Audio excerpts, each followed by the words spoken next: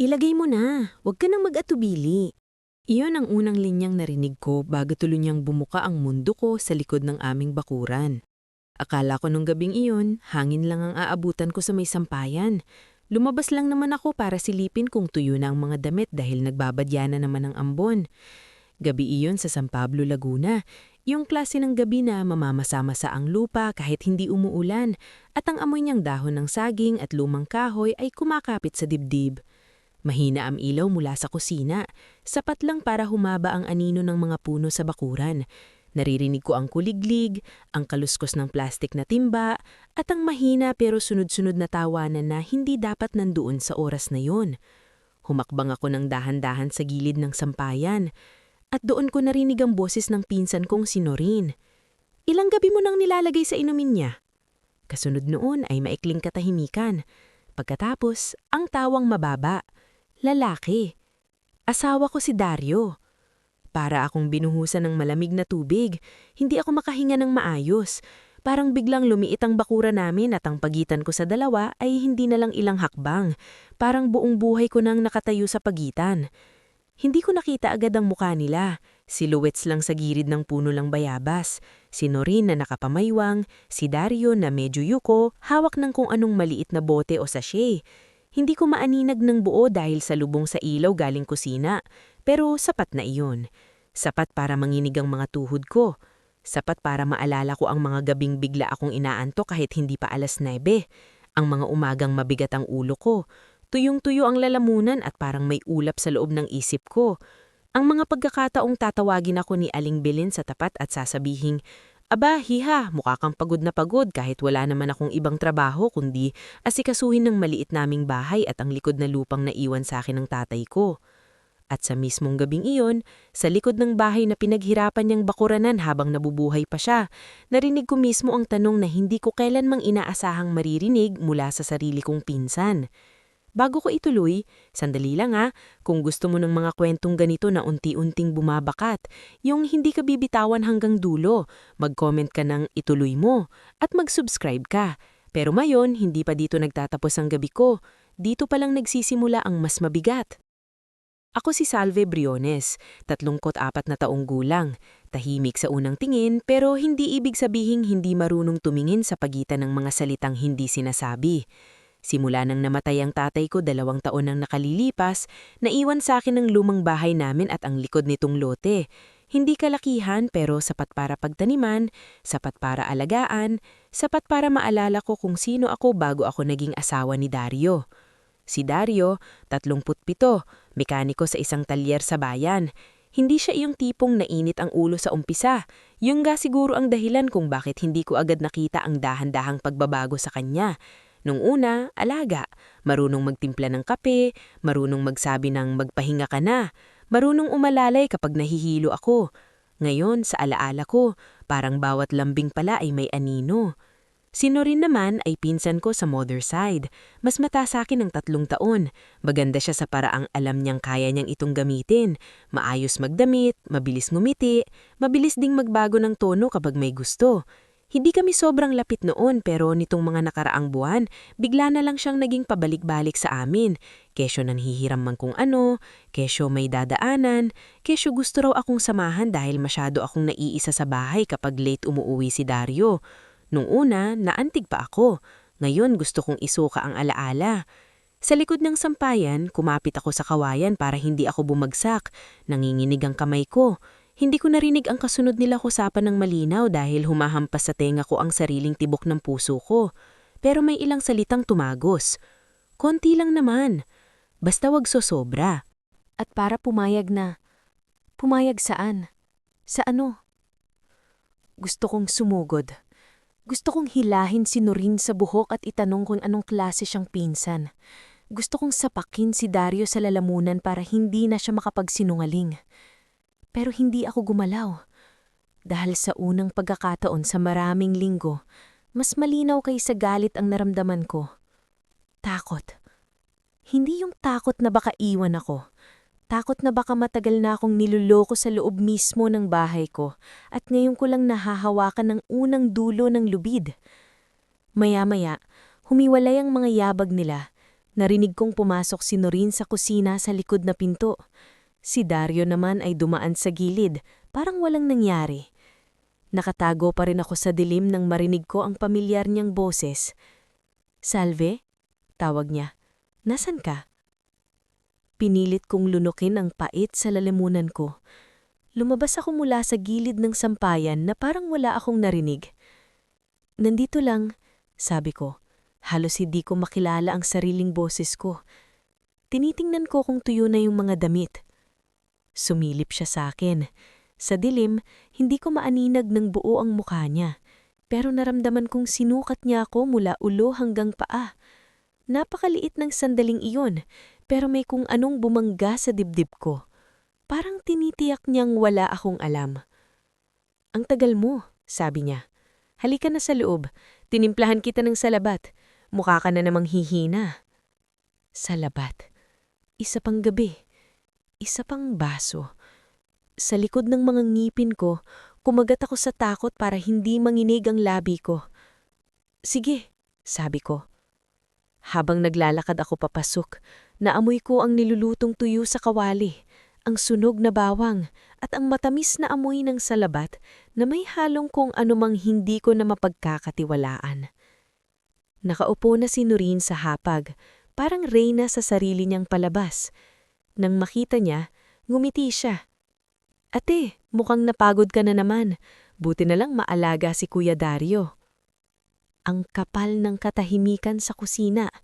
Yung fluorescent light sa kisame ay bahagyang kumikislap at sa bawat saglat na mahina ito, parang mas lumalalim ang anino pagitan naming tatlo.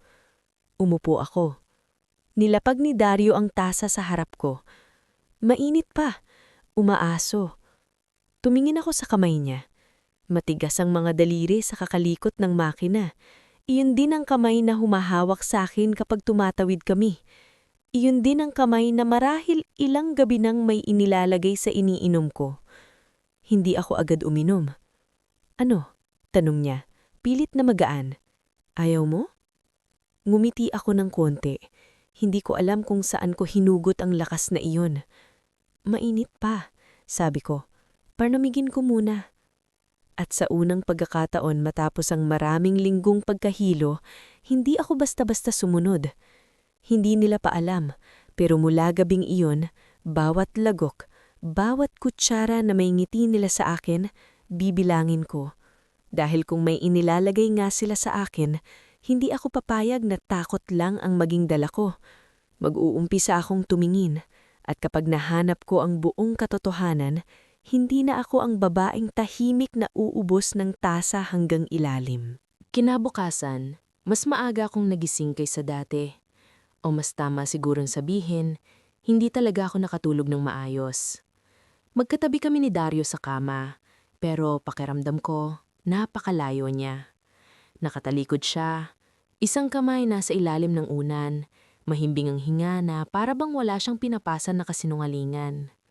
Ako naman, nakatingin sa kisame naming may mansya ng dating tagas, nakikinig sa mahinang tilaok ng manok sa kapitbahay at sa pagaspas ng dahon ng mangga sa labas. May kakaibang lamig sa umaga, at sa ilalim ng kumot, para akong may dalang bato sa sikmura. Dahan-dahan akong bumangon. Masakit pa rin ang katawan ko, pero hindi kasing lala ng ibang umaga. Doon ko unang naisip na baka dahil kagabi, hindi ko talaga inubos ang salabat.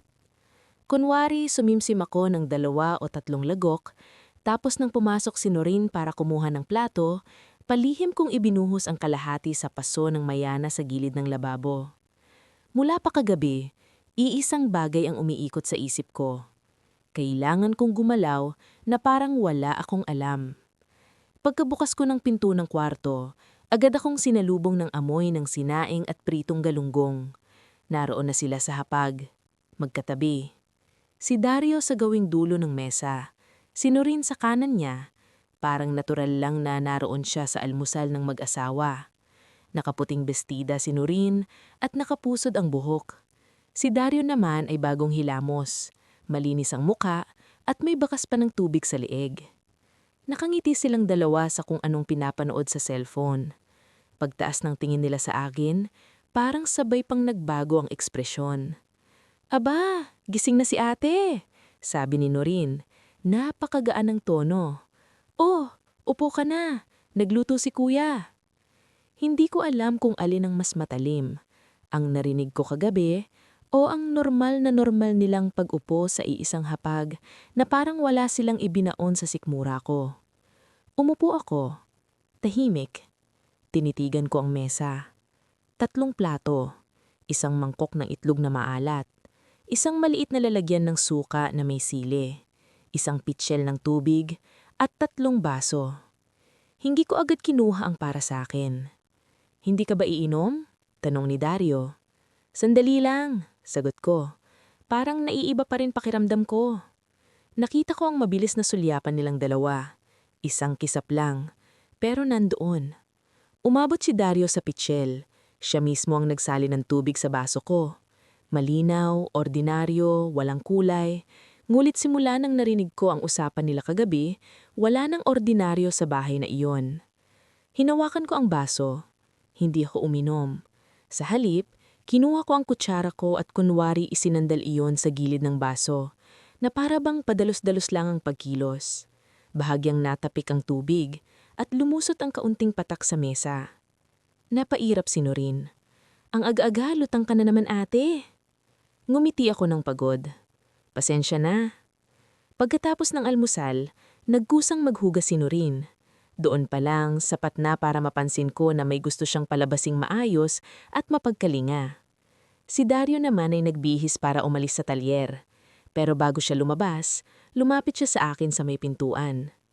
Magpahinga ka, sabi niya, habang inaabot ang noo ko na parang sinusukat ang init. Huwag kang masyadang magbilad sa likod. Doon, sa likod, sa bakuran. Bakit parang lagi niyang gustong kontrolin kung nasaan ako? Wala pa akong matibay na patunay. Aro mayroon na akong simula. Bago magtanhali, nagpaalam si Norin na uhuwi muna raw at babalik din sa hapon. Habang pinapanood ko siyang lumabas sa gate, napansin kong hindi siya dumiretso sa kalsada.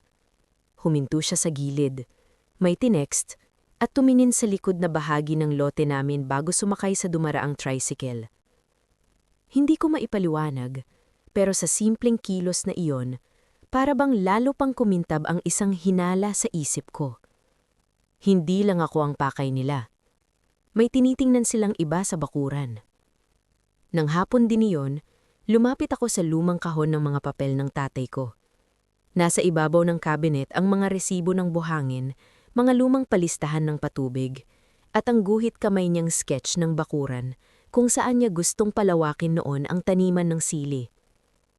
Habang binubuklat ko iyon, bigla kong naalala ang paulit-ulit na tanong ni Dario nitong mga nakaraang buwan.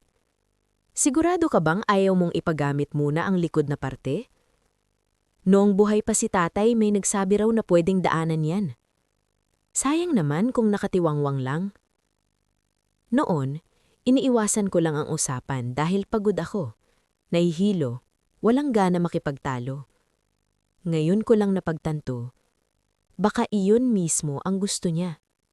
Na lagi akong lutang tuwing pag-uusapan ng lupa. Pagdating ng gabi, bumalik si Dario na may dalang pandesal at arteng pagod. Bumalik din si Norin, kunwari may dalang gulay para sa akin. Nandoon na naman ang magkakatabing tawa nila, ang mga tingin, ang normal na pagkukunwari. Pero iba na ako sa umagang yon, dahil habang nakaupo silang dalawa sa harap ko, malinaw na sa isip kong may 2 bagay na sabay nilang ginagalaw. Ang katawan ko at ang bakuran ng tatay ko. At sa 2 iyon, alam kong hindi ako pwedeng magkamali. Nung gabing iyon, hindi ako agad natulog. Hinintay kong marinig ang regular na paghilik ni Dario bago ako dahan-dahang bumangon mula sa kama. Sanay ma ako sa dilim ng kwartong iyon, sa pwesto ng aparador, sa lundo ng sahig na kahoy malapit sa pinto, sa bahagyang pag-uga ng bintana kapag humahampas ang hangin mula sa likod bahay. Noon, ang mga tunog na iyon ay tanda ng tahanan. Ngayon, pakiramdam ko bawat langit-ngit ay paalala na baka matagal na akong hindi ligtas sa sarili kong bahay.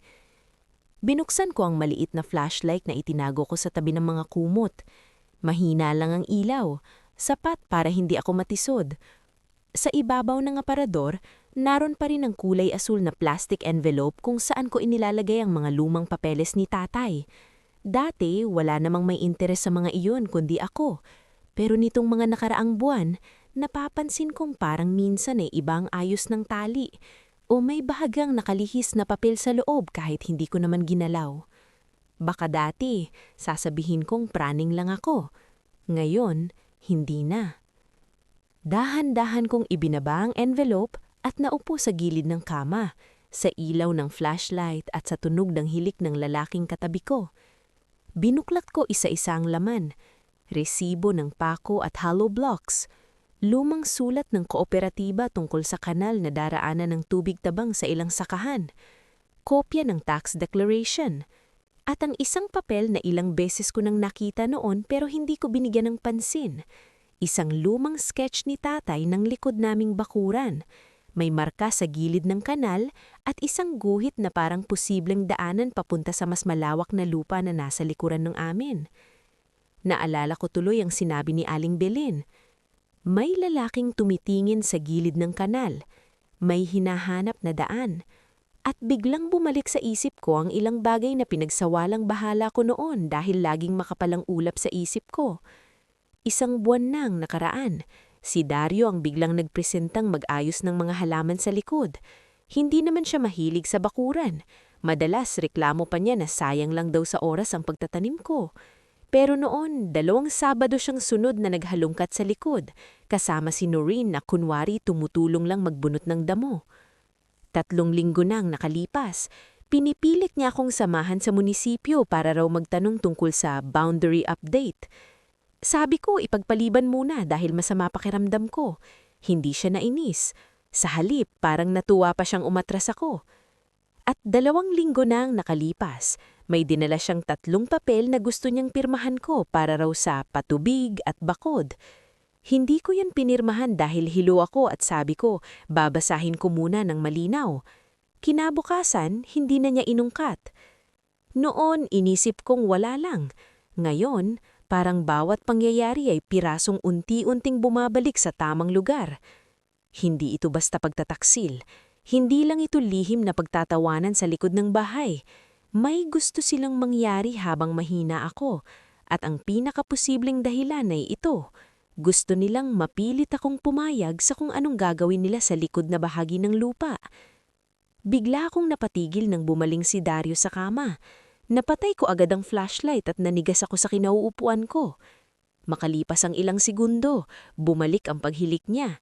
Pero hindi na bumalik ang dati kong katahimikan. Kinabukasan, gumising akong may desisyon. Hindi ako pwedeng puro hinala lang. Kailangan ko ng pattern.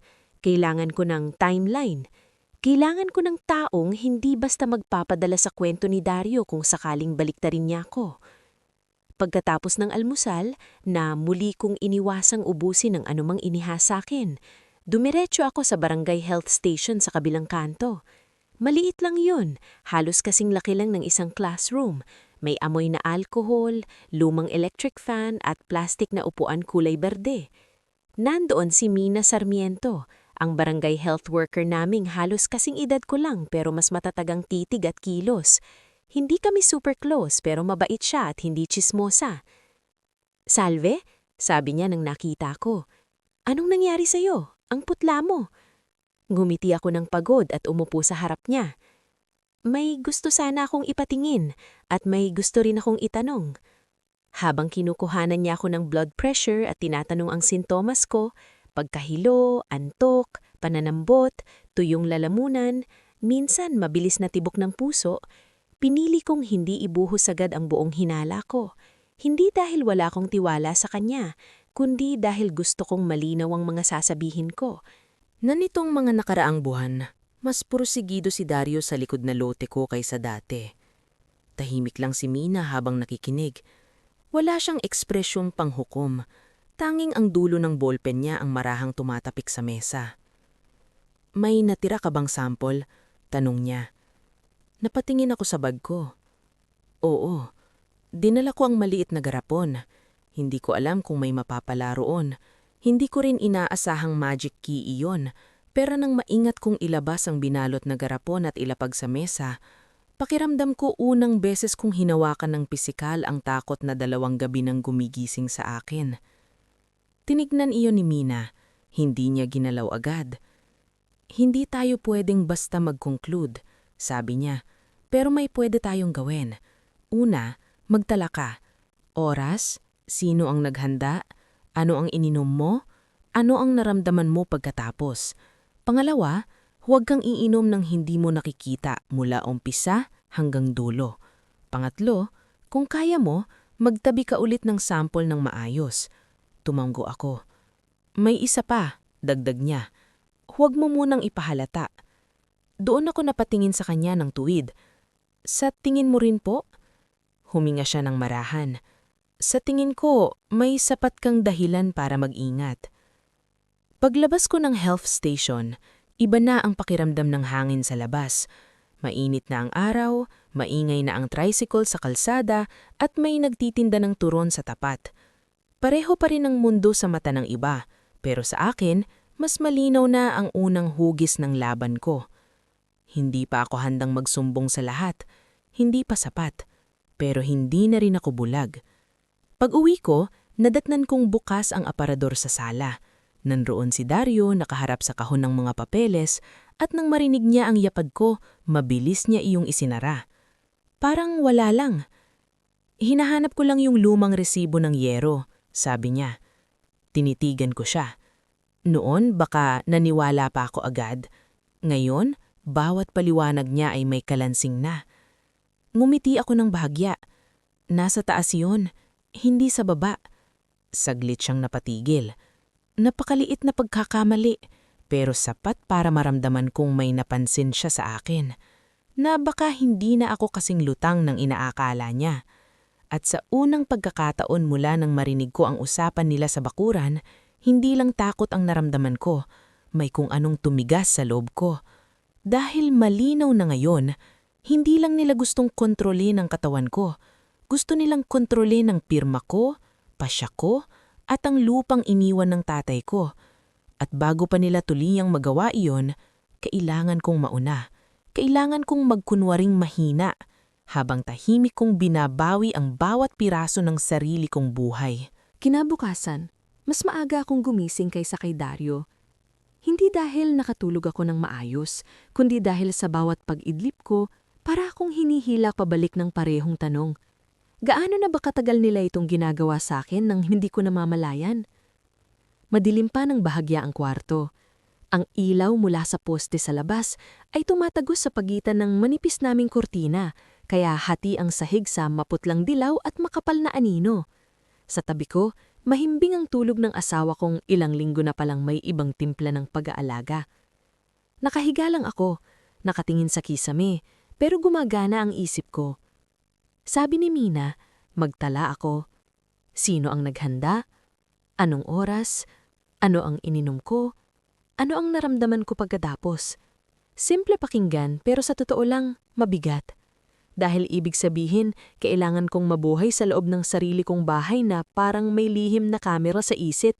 Walang palalagpasin, walang bibitawan, at higit sa lahat, walang aaminin kahit pa gusto ko ng sumigaw. Maingat akong bumangon at kumuha ng lumang notebook sa ilalim ng damitang kahon. Noong una ko iyang binili, balak ko sanang gawing talaan ng tanim sa likod. Ilang punla ng sili, ilang sukot ng pataba. Anong petsa ko sila didiligan? Ngayon, iba ang itatala ko. Sa unang pahina, isinulat ko, petsa, oras, sino ang naghanda ng inumin, sino ang nasa bahay, ano ang lasa o amoy, naramdaman ko pagkatapos. Nang matapos ako, saka ko lang narinig ang mahina ngunit pamilyar na tunog ng banyo door. Bumangon na si Dario. Mabilis kong isinuksok ang notebook sa ilalim ng lumang kobre kama sa aparador. Paglabas ko ng kwarto, naaamoy ko na ang sinangag at kape. Nakaupo na siya sa mesa, nakatupi ang manggas ng lumang polo, at parang pagod ang mukha sa unang tingin. Pero ngayon, iba na ang tingin ko sa kanya. Hindi na sapat ang pagod bilang paliwanag sa lahat. Masyado na akong maraming natutunan, huwag basta maniwala sa itsurang amayos. Maaga mo, sabi niya. Hindi na ako makatulog, sagot ko. Tiningnan niya ako ng kaunti. Yung klaseng tingin na parang sinusukat kung alin sa mukha ko ang totoo at alin ang may itinatago. Masama pa rin pakiramdam mo? Medyo. Tumanggo siya at tumayo para kuhanan ako ng tasa. Doon pa lang, naging alerto na ang buong katawan ko. Hindi ako kumilos agad. Pinanood ko ang likod niya, kung paano niya hinawakan ang takure, kung paano niya inalapit ang tasa sa kalan, kung paano siya bahagyang humarap sa direksyong hindi ko kita ng buo dahil natatakpan ng refrigerator.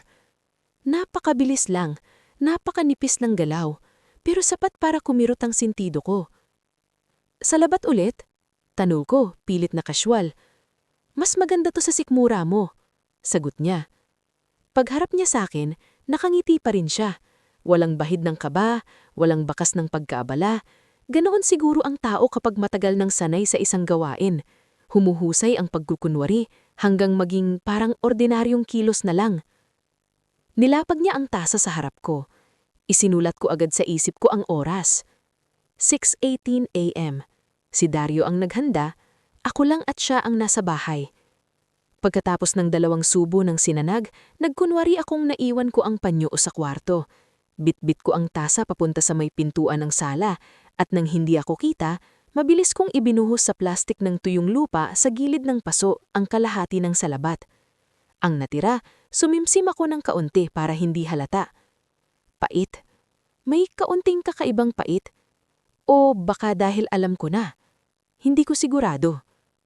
Yun ang pinakaayoko sa lahat, kapag takot at katotohanan magkadikit na. Hirap paghiwalayin kung alin ang iniisip ko lang at alin ang totoong nandoon. Bandang 10:00, pumunta ako kay Mina. Wala akong balak magtagal sa health station dahil ayokong mapansin agad na may pattern sa pagpunta ko roon, pero kailangan kong sabihin ang napansin ko at itanong ang isang mas mabigat na bagay. Pwede bang may ginagawa sila sa akin na hindi agad mapapansin? Tanong ko. Mababa ang boses, habang kami lang dalawa sa likod ng maliit niyang mesa. Huminga si Mina ng dahan-dahan. Maraming pwede, pero ayokong manghula. Ang mahalaga, may consistent kang tala, at kung kaya mo, mag-ipon ka pa ng ilang sample. May isa pa akong gustong itanong. Kung hindi lang katawan ko ang pakay nila, kung gusto nilang pumayag ako sa kung anong tungkol sa lupa, paano ko malalaman nang hindi ko sila tinatanong ng diretsyo? Doon lang siya sumalin sa upuan. Tingnan mo ang galaw nila paligid sa lupa. Sino ang kinakausap nila? Ilang beses nila binabanggit ang likod nyo? Kung may biglang sumusulpot na tao? Kung may gustong magmadali sa iyo ng papeles, boundary, bakod o bintahan? Tumingin siya sa akin ng diretsyo. At may isa pa. Humanap ka ng taong matagal nang nakakakita sa lugar nyo, yung may memorya kung sino ang dumadaan at sino ang hindi. Paglabas ko roon, alam ko agad kung sino ang tinutukoy ng tadhana para sa akin. Si Mang Selo. Matagal nang nagbabantay ng kanal at mga taniman sa gilid ng amin si Mang Selo. Hindi naman opisyal na bantay, pero halos lahat ng magsasaka sa bahagi namin iyon, sa kanya dumidiretso kapag may tanong sa daluyan ng tubig, daanan ng kariton, o kung may estrangherong nagtatanong tungkol sa mga lote. Mahigit 70 na siya, maitim sa araw, matigas ang palad, at hindi mahilig magsalita ng walang laman. Naabutan ko siya sa ilalim ng puno ng akasya malapit sa kanal. Hawak ang lumang tabako pouch niya. "Oh, salve," sabi niya. "Napadaan ka." "May itatanong lang po sana," sagot ko. Pinaupo niya ako sa mababang tipak ng kahoy sa gilid. Hindi ko agad inilabas ang totoo. Nagsimula ako sa paikot-ikot. "Totoo po bang may nagtatanong sa likod naming lote?" Hindi siya sumagot agad. Dumura muna siya sa gilid, saka ako tinignan. "Bakit mo na itanong?" "Nagsabi lang po," nagtataka ako. Bahagya siyang tumango. "May 2 beses na may nagtanong. Noong una, lalaki, nakapolo, hindi ko kilala. Noong ikalawa, babae at lalaki. Hindi sila lumapit sa akin pero natanaw ko sa dulo ng kanal. Tinitignan nila ang likod nyo. Nanlamig ang batok ko. Kailan po iyon?" Mga 3 o 4 na linggo na. Yung lalaki parang may kasama pang, "Kilala ko yung asawa mo, hindi ba?" Parang siya nga ang kausap. Hindi ako agad nakasagot. Hindi dahil nagulat ako, kundi dahil sa loob-loob ko, may isa na namang tiraso ng katotohanan ang pumasok sa tamang pwesto. Si Dario. Hindi lang siya sumusulpot sa bakuran para tumulong. May kausap siya roon. May ipinapakita. May pusubling inaayos. May sinabi po ba sila kung para saan? Tanong ko. Umiling si Mang Selo. Wala. Pero base sa tingin nila, hindi basta usisero lang. Parang sinusukat ang lulusutan. Alam mo naman sa likod nyo, kapag nabuksan ang gilid ng kanal, may shortcut papunta sa mas malapad na daanan sa kabilang lote. Shortcut, daan, access. Biglang bumalik sa isip ko ang lumang sketch ni tatay at ang marka sa gilid ng kanal. Noong bata pa ako, sinasabi niya na wag basta papayag na may dumaan sa likod. Dahil kapag nasanay na ang tao sa pansamantala, isang araw, magigising ka na lang na parang hindi mo na pag-aari ang mismong binakuranan mo. Akala ko noon, simpleng pagiging maingat lang yun ng matanda. Ngayon, parang boses niya ulit ang naririnig ko sa gilid ng kanal. Pag umiko, nandun na si Noreen. Nakaupo sa sala, himasang kuko. Para bang wala siyang ibang trabaho kundi pumagitna sa buhay ng may buhay. Ate, masiglan niyang bati. Hinahanap kita kanina. May pinuntahan lang ako, sabi ko. Saan? Napakabilis mang tanong, napakagaan ng tono, pero ramdam ko ang talim. Sa butika, sagot ko agad. Naubusan ako ng vitamins. Oh, bahagya siyang ngumiti. Data't sinabi mo, sasamahan sana kita. Hindi ko na sinagot. Dumiretso ako sa kusina. Pero habang nagbubukas ako ng lata ng sardinas sa mesa, nararamdaman kong sinusundan niya ako ng tingin. Maya-maya, pumasok si Dario mula sa likod. Napadaan ako sa bahay kasi may kukunin lang ako. May pupuntahan ako sa may barangay. Talaga? Tanong ko, kunwang walang iniisip. Anong meron? Wala, tungkol lang sa kanal at bakuran sa gilid. Doon ako napatingin sa kanya. Kanal, bakuran. 2 salitang hindi niya namalayang isiningit sa araw ding manggagaling ako sa mismong taong may alam sa kanal at sa mga estrangherong nagtatanong sa bakuran namin. Anong tungkol doon? Hawak pa rin ako ng kutsilyo sa sardinas. Umubo siya ng kaunti. May nagtanong kasi sa talyer kung sino raw may-ari ng likod namin. Sabi ko aayusin ko muna yung bakuran para malinaw. Napakabilis, napakalinis ng paliwanag. At dahil gaano kalinis, lalo akong hindi naniwala. Noong gabing iyon, nagsimula akong magbilang hindi lang ng inumin, kundi ng mga salitang lumalabas sa bibig nila. Kanal, bakuran, likod na lote, daan, pahinga, pirma. At sa dulo ng lahat, may isa na akong malinaw na nakikita. Ang pangihina ko ay hindi hiwalay sa bakuran. Magkadikit ang dalawa. At kung gusto kong mabuhay ng malinaw, hindi sapat na protektahan ko lang ang katawan ko. Kailangan kong bantayan ang lupa. Dahil doon pala talaga nagsisimula ang mas malaki nilang plano. Sa mga sumunod na araw, natutunan kong may isang uri ng pagod na hindi galing sa trabaho, hindi galing sa pagluluto, paglalaba, o pagbubuhat ng timba. May pagod na galing sa pagpigil. Sa pagpigil umiyak, sa pagpigil sumigaw, sa pagpigil tingnan ng matagal ang taong katabi mo sa hapag dahil baka mabasa niya sa mukha mo na alam mo na ang kalahati ng pagkatao niya ay kasinungalingan. At iyon ang pagod na binuhat ko sa loob ng bahay naming iyon. Dahil habang araw-araw kong itinatala ang mga oras, ang lasa ng iniinom ko at ang mga pagdating at pag-alis ni Noreen, unti-unting nabubuo ang pattern na ayaw ko mang tanggapin, hindi ko na kayang itanggi. Tuwing nandun si Noreen sa hapon o gabi, mas malaki ang tsansa na may ipipilit na iinumin si Dario. Tuwing may usapan tungkol sa bakod, kanal o pag-aayos sa likod, mas malambing siya sa akin. Tuwing tumatanggi ako o hindi ako agad nagbibigay ng sagot, kinabukasan, mas malakas ang hilo ko. Hindi man iyon siyentipikong ebidensya sa paningin ng iba, sapat na iyong kadugtong ng narinig ko at ng mga nakikita ko para maintindihan kong hindi na ako nag-iimbento. Bandang Huwebes ng hapon, dumating si Noreen na may dalang kutsinta at ngiting parang may panibagong pakay. Ate, miss na kita, sabi niya.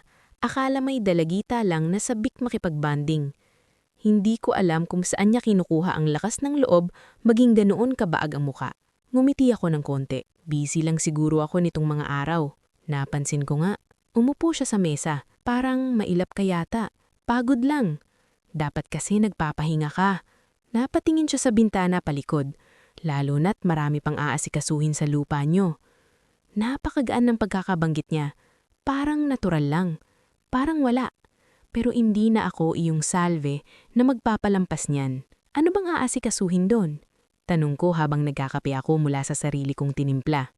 Wala naman. Sinasabi ko lang. Nagkibit balikat siya. Sayang kasi yung likod. Kung ako sa'yo, ipagamit mo na. O kaya ipaayos man lang. Wala ka namang mapapala kung pura alaala lang ang hahawakan mo. Alaala lang. Iyon ang tawag niya sa lupang ilang dekadang binakuran ng tatay ko. Sa lugar kung saan ako tinuruan magbungkal ng lupa, sa espasyong pinagtaniman namin ng kamatis noong buhay pa si nanay. Alaala lang. Doon ko unang naramdaman ang kalmot ng galit na halos lumabas sa bibig ko.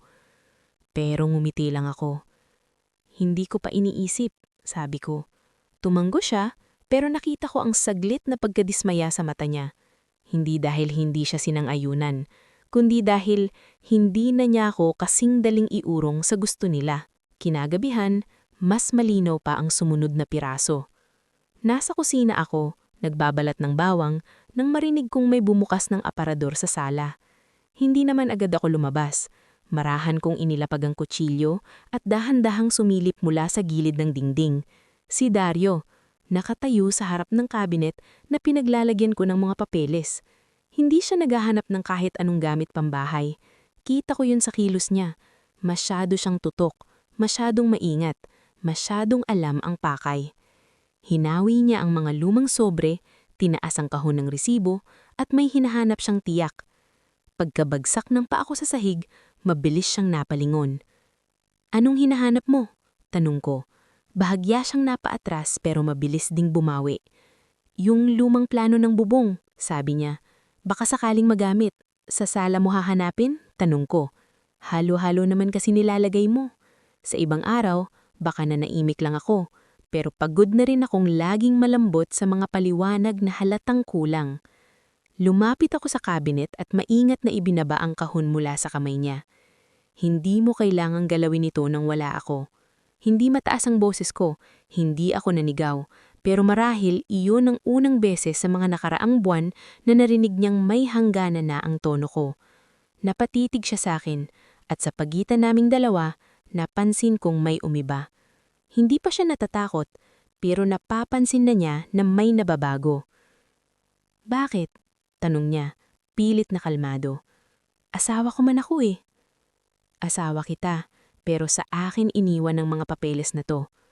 Kumirot ang panga niya ng bahagya. Napakaliit na kilos, pero kita ko. Nag-iiba ka yata nitong mga araw, sabi niya. Baka gumagaling lang ako, sabi ko. Hindi ko alam kung bakit ko nasabi yun. Siguro dahil totoo. Hindi man sa katawan, pero sa pagkatao ko. Makalipas ng ilang minuto, pumasok siya sa kusina na parang walang nangyari at nagprestenta na siya na raw ang magtitimpla ng mainit kong gatas para makatulog ako ng maayos. Noon pa lang alam ko nang hindi ko iyon iinumin. Sige lang, sabi ko. Pero habang nakatalikod siya sa kalan, tahimik akong kumilos. Inilipat ko ang tasa kong nakahanda sa mesa at pinalitan ng kahawig na tasa ninilagyan ko lang ng mainit na tubig mula sa thermos. Nang ilapag niya ang ginawa niyang timpla sa tabi ng kalan, kunwari napahawak ako sa plato at nalaglag ang kutsarita sa sahig. Aray! Sabi ko. Sandali! Habang nakayuko ako, mabilis kong ipinagpalit ang pwesto ng 2 tasa. Hindi niya napansin. O kung napansin man niya, hindi niya ipinahalata. Iyon ang unang maliit kong bitag.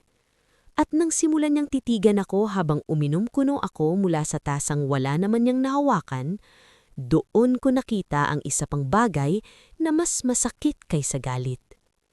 Naghihintay siya ng epekto. Ganoon kabigat ang katotohanang iyon. Hindi lang sila nagkakasala sa likod ko. Aktibo nilang hinihintay na humina ako. Kinabukasan, hindi ako nahilo. Hindi mabigat ang ulo ko. Hindi lupaypay ang mga tuhod ko. Hindi tuyong-tuyo ang bibig ko paggising. Maliit na bagay iyon sa paningin ng iba, pero sa akin, para iyong manipis na sinag ng araw sa silong ng pinto. Hindi pa sapat para maliwanagan ang buong bahay, pero sapat na para malaman mong may umaga pang posible. Isinulat ko agad sa notebook. Gabi, si Dario naghanda. Pinalit ko ang tasa, walang hilo kinabukasan. Nang makita ko mismo ang pangungusap na iyon, napatigil ako. Doon ko unang naunawaan na lumalapit na ako sa klase ng katotohanan na hindi na kayang ikaiyak kahit ng sarili kong takot.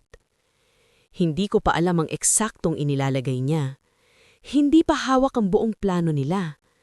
Pero malinaw na ngayon na hindi aksidente ang panghihina ko. At higit doon, hindi basta pabigat sa pakiramdam ko ang pakikialam niya sa mga papeles.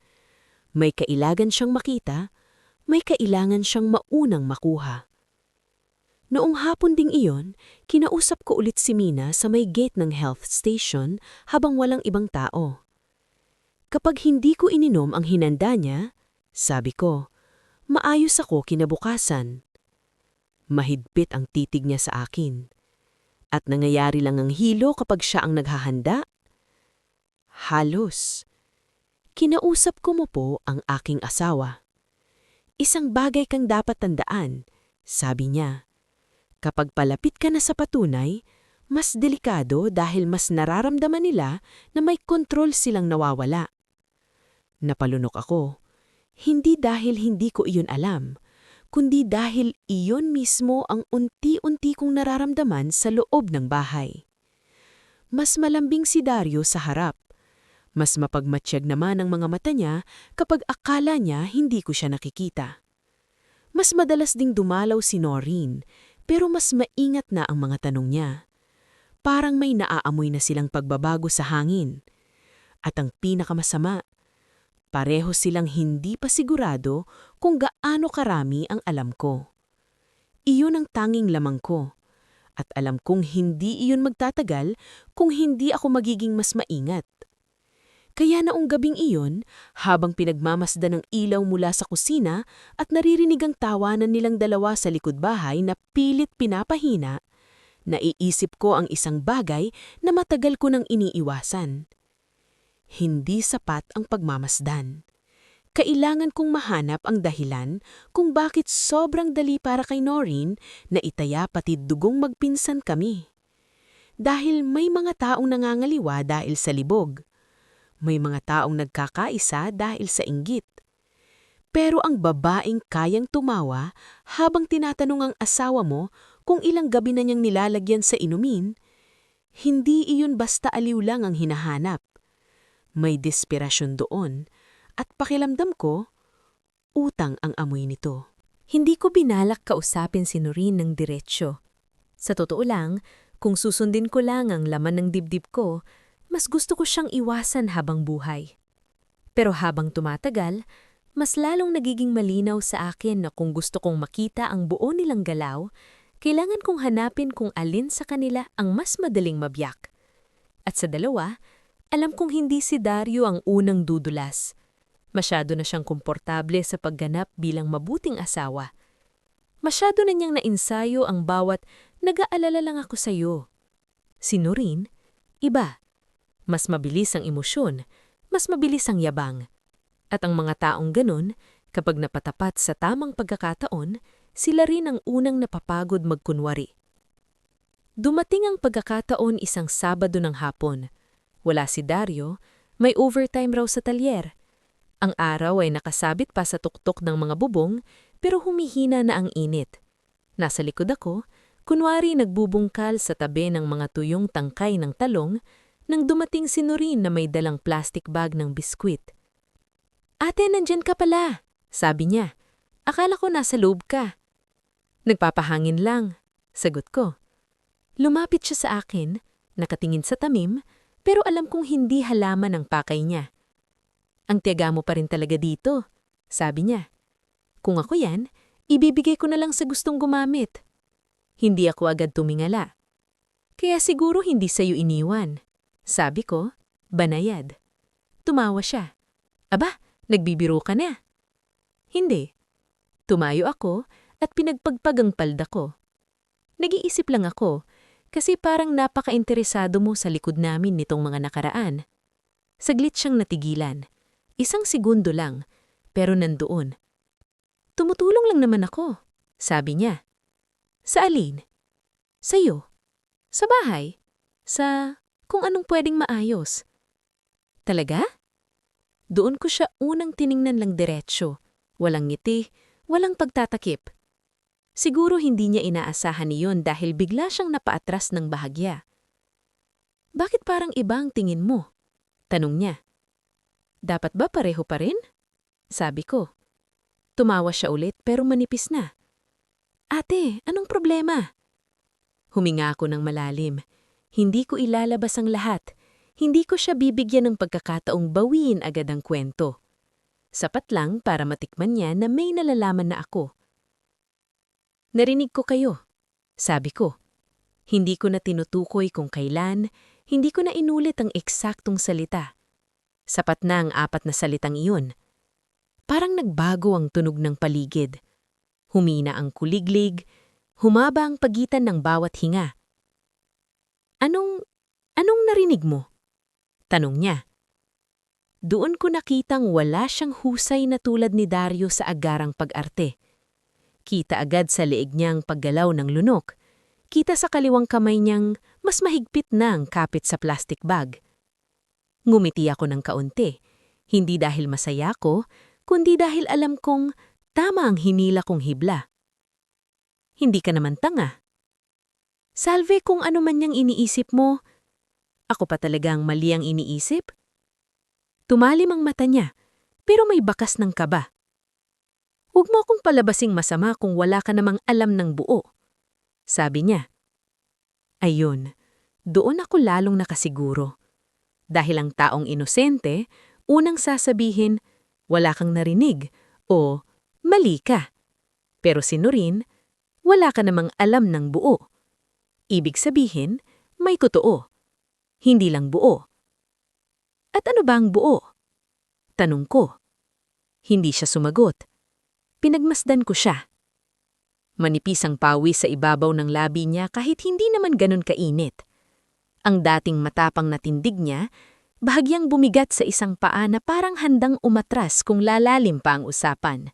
"Bakit?" tanong ko muli, mas mahina. "Bakit kailangan niyo akong pahinain?" Pagkasabi ko noon, halos marinig ko ang pagbitak ng depensa niya. "Hindi ikaw ang target," sabi niya bigla. Napakabilis, napakainit, at agad din siyang napahinto, na para bang siya mismo ay nagulat sa lumabas sa bibig niya. Hindi ako kumurap, kundi ano? Tanong ko. Hindi siya makatingin sa akin ng diretsyo. "Wala, masyado kang nag-iisip. Hindi ako ang unang nagsalita. Salve! Bakit hindi ako ang target?" Tahimik siya sa ilang segundo. Pagkatapos, napaupo siya sa baligtad na timba sa ilalim ng puno ng bayabas na para bang bigla siyang nawalan ng lakas. Doon ko unang nakita ang bitak sa kapal ng mukha niya. Hindi siya biglang naging mabuti. Hindi siya biglang kinonsensya. Pero may isang mas malalim na bagay na sumilip sa ibabaw. Pagod at takot. Kasi hindi niya natuloy agad. Kasi may kailangang maayos.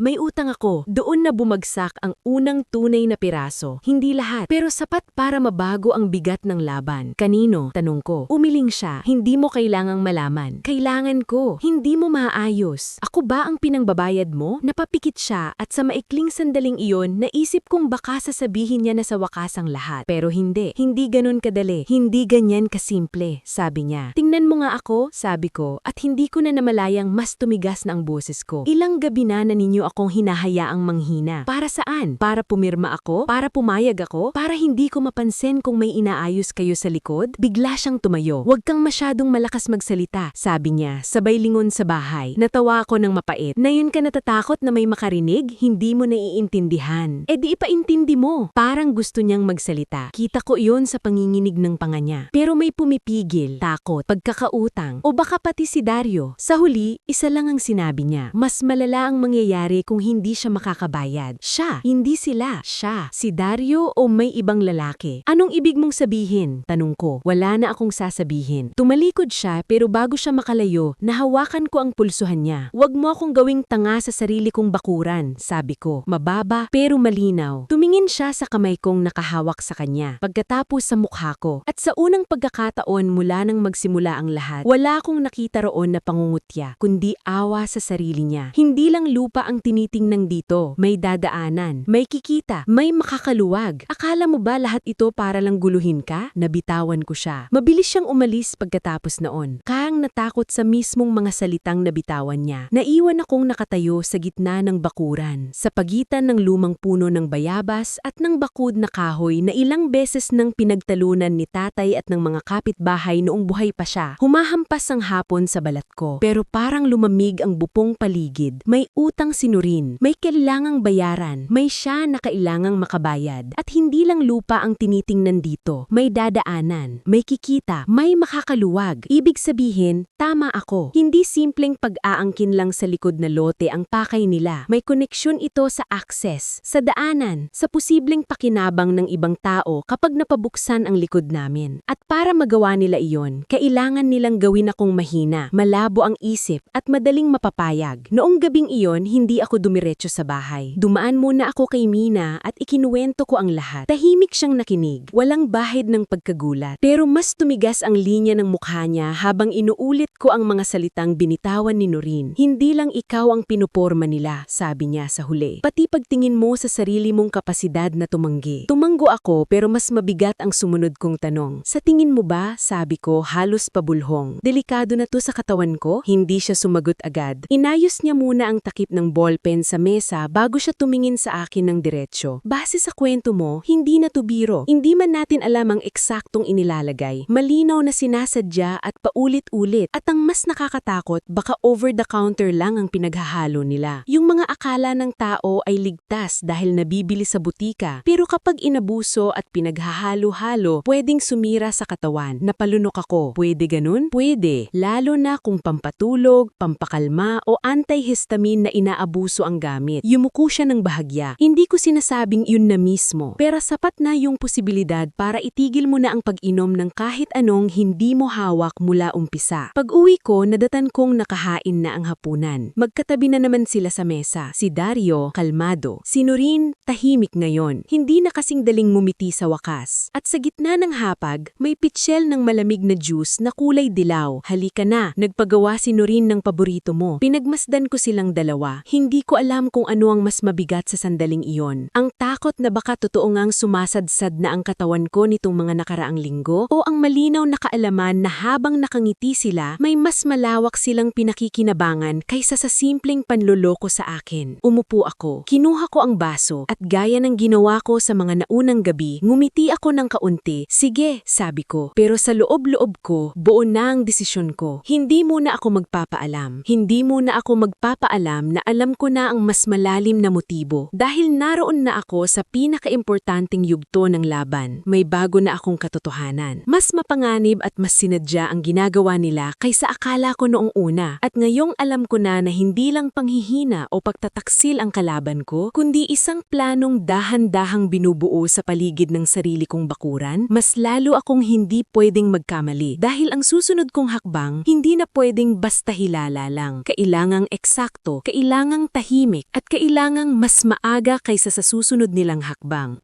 Noong gabing iyon, habang nakaupo ako sa harap ng hapag at pinagmamasdan ng kulay dilaw na juice sa pitsyel, malinaw sa isip kong may hangganan na ang pagiging bulag ko.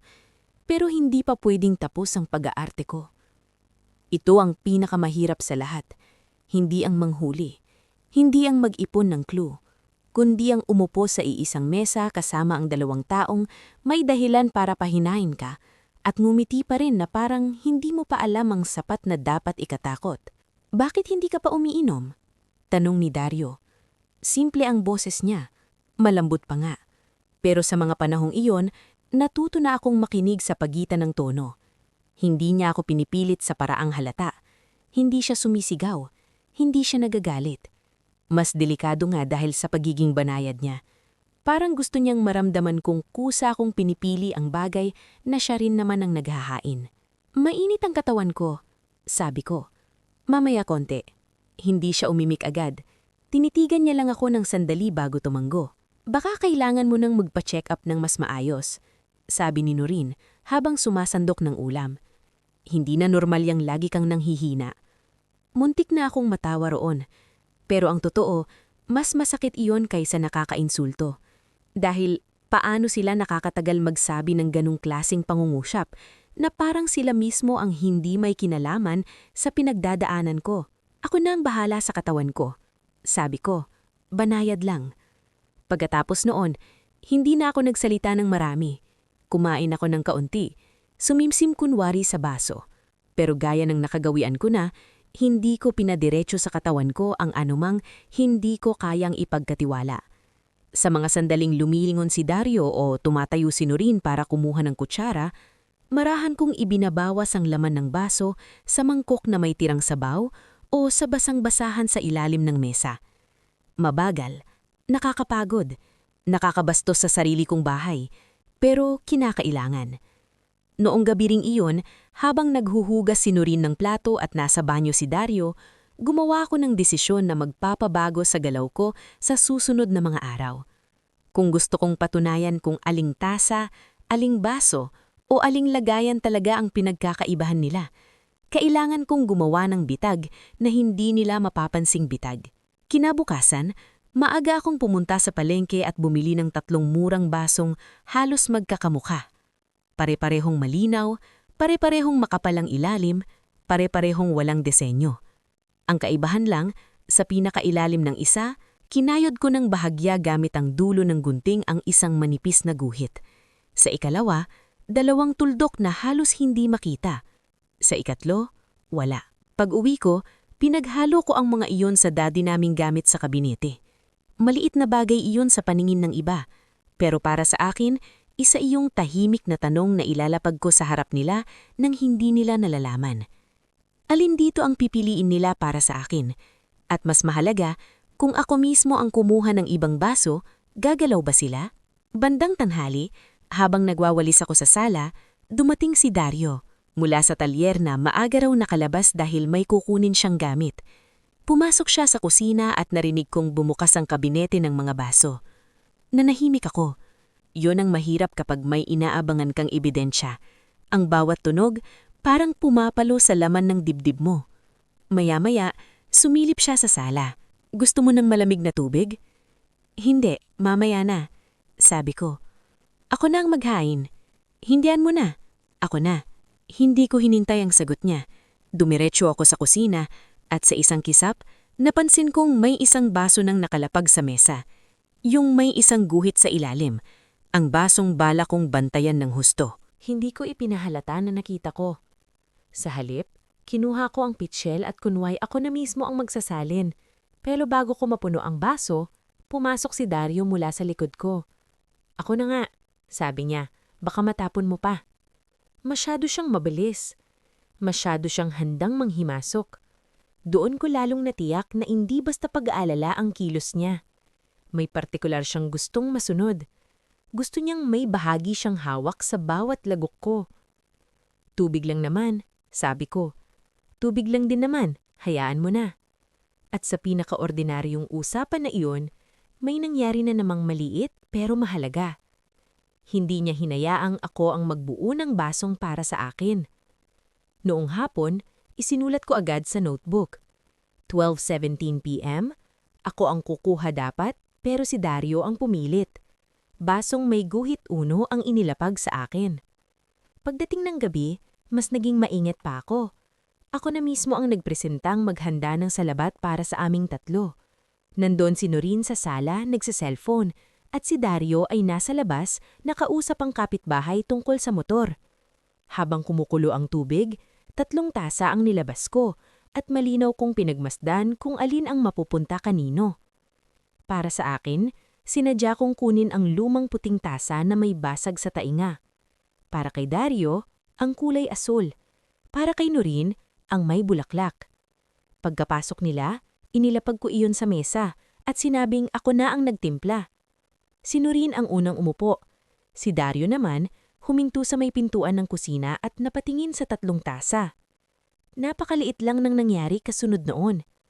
Lumapit siya, kunwari kukunin ang kutsarita sa tabi ng asul na tasa, pero sa isang halos hindi mapansing galaw, ipinagpalit niya ang pwesto ng puting tasa at ng asul. Isang simpleng pag-ikot, isang maliit na galaw, pero malinaw. Napakalinaw. Kung hindi ako ilang araw nang sanay tumingin sa mga daliri niya, baka hindi ko nahuli. Parang may malamig na bakal na dahan-dahang ibinaon sa likod ko. Hindi na iyon hinala. Hindi na pakiramdam ko. May partikular silang pinipiling lagayan para sa akin. At kapag ako ang nagtakda ng sarili kong tasa, may isa sa kanilang gumagalaw para baguhin iyon. Hindi ko agad hinawakan ng puting tasa. Kinuha ko ang asul at kunwari aabutin iyon. "Sa'yo yan," mabilis na sabi ni Dario. Binalingan ko siya. "Ha? Akala ko ito sa'yo. Mas gusto ko lang yung puti." Nagsalita siya nang hindi nag-iisip, yung tipong sanay-sanay magsagot agad. Pero sa puntong iyon, hindi na ako kailangang kumbinsihin ng palusot niya. Dahil ang katawan ko mismo ang nakaramdam ng bigat ng katotohanan. Nakita ko na. Hindi na nila iyon mababawi. "Sige," sabi ko, at kinuha ko ang tasa na gusto niyang mapunta sa akin. Pero hindi iyon ang ininom ko. Pag-angat ko sa labi ko, bahagya ko lang idinikit ang tasa. Pagkatapos, nang lumingon si Noreen sa tumunog niyong cellphone, maingat kong ibinuhos ang kaunting salabat sa mangkok ng pinaghugasan ng gulay sa ilalim ng lababo. Gabing iyon, hindi ako nakatulog agad. Hindi dahil sa takot. Kung hindi dahil sa unang pagkakataon mula nang narinig ko ang usapan nila sa bakuran, may isang piraso na akong nahuli gamit ang sarili kong mata. Hindi lang silang baka naghahalo. May sistema. May pinipiling lagayan. May pinakikialamang lagayan. At ang pinaka-nakakatakot, matagal na marahil nilang ginagawa ito kaya ganoon kabilis at kasanayang galaw. Kinabukasan, dinala ko kay Mina ang tala ko at ikinuwento ko ang pagpapalit ng tasa. Tahimik siyang nakinig, pero nang natapos ako, napapikit siya sandali na parang pinipigilan niyang maglabas ng galit na hindi naman niya lugar ilabas. Malinaw na yan. Hindi pa natin alam ang exact substance, pero malinaw na may targeted preparation. "Tama ba ako na huwag nang dumiretso sa sumbong?" tanong ko. "Tama, kulang pa. Kailangan nating patibayin ang pattern. At kung kaya mo, mag-ipon ka pa ng mas maayos na sample, yung siguradong galing mismo sa basong inilalaan para sa'yo." Tumango ako. Lumabas ako ng health station na mas malinaw ang isip pero mas mabigat ang dibdib. Dahil sa bawat ebidensyang nahuhuli ko, mas lumalalim din ang isang katotohanan. Hindi simpleng pagtataksil ang ginagawa nila. May tiyaga, may ensayo, may layunin, at sa ganitong klase ng kasinungalingan, hindi ka pwedeng magmadali. Kailangan mong maging mas tahimik kaysa sa kanila. Mas matiyaga, mas eksakto. Dahil sa laban na ito, ang unang tunay na pagkakamali nila ay hindi yung narinig ko sa bakuran, kung hindi ang pag-aakala na mananatili akong mahina hanggang buhay. Sa mga sumunod na araw, may isang bagay na unti-unting nagbago sa paligid namin. Hindi sa loob ng bahay, kundi sa labas, sa komunidad. At iyon ang klase ng pagbabagong hindi mo agad mapapansin kung ang iniintindi mo lang ay ang sariling sugat mo. Pero dahil natuto na akong tumingin hindi lang sa diretsong nangyayari sa akin, kundi sa paligid ng bakuran, napansin ko ang mga tanong. Mas dumadalas ang paghinto ng mga tao sa tapat ng kanal. Mas maraming usapang tungkol sa posibleng daanan. Mas may mga nagsasabi ng, "Sayang naman kung sarado." Nung una, mga putol-putol lang na naririnig ko iyon habang bumibili ng suka o nag-aabot ng bayad sa tindahan. Pero isang umaga, habang nasa harap ako ng bahay at pinapahanginan ng doormat, narinig ko mismo ang 2 lalaki sa kabila ng daan na nag-uusap. Kapag pumayag si Salve, bibilis ang biyahe ng mga tricycle sa likod. Hindi lang tricycle, pati delivery kung sakali. Hindi nila alam na naririnig ko. O baka akala nila, wala naman akong pakialam. Noon, baka ipinagwalang bahala ko lang iyon. Ngayon, alam kong bawat usapang ganun ay mahalaga. Dahil ibig sabihin, may gumagalaw na kwento sa komunidad tungkol sa lupa ko. At hindi ako ang nagsimula. Kinahapunan, dumaan ako sa tindahan ni Aling Tessie, yung tipong tindahang hindi lang nagbebenta ng toyo at mantika, kundi nag-iipon din ng lahat ng usap-usapan sa loob ng isang barangay. Hindi ako tsismosa, pero may mga araw na ang impormasyon ay hindi na tsismis, depensa na iyon. "O Salve," bati niya, "mukha kang mas maayos gayon ah." "Medyo po," sabi ko, sabay abot ng bayad sa tinapay. Habang sinusuklian niya ako, bahagya siyang lumapit. "May mga nagtatanong nga pala minsan tungkol sa likod niyo."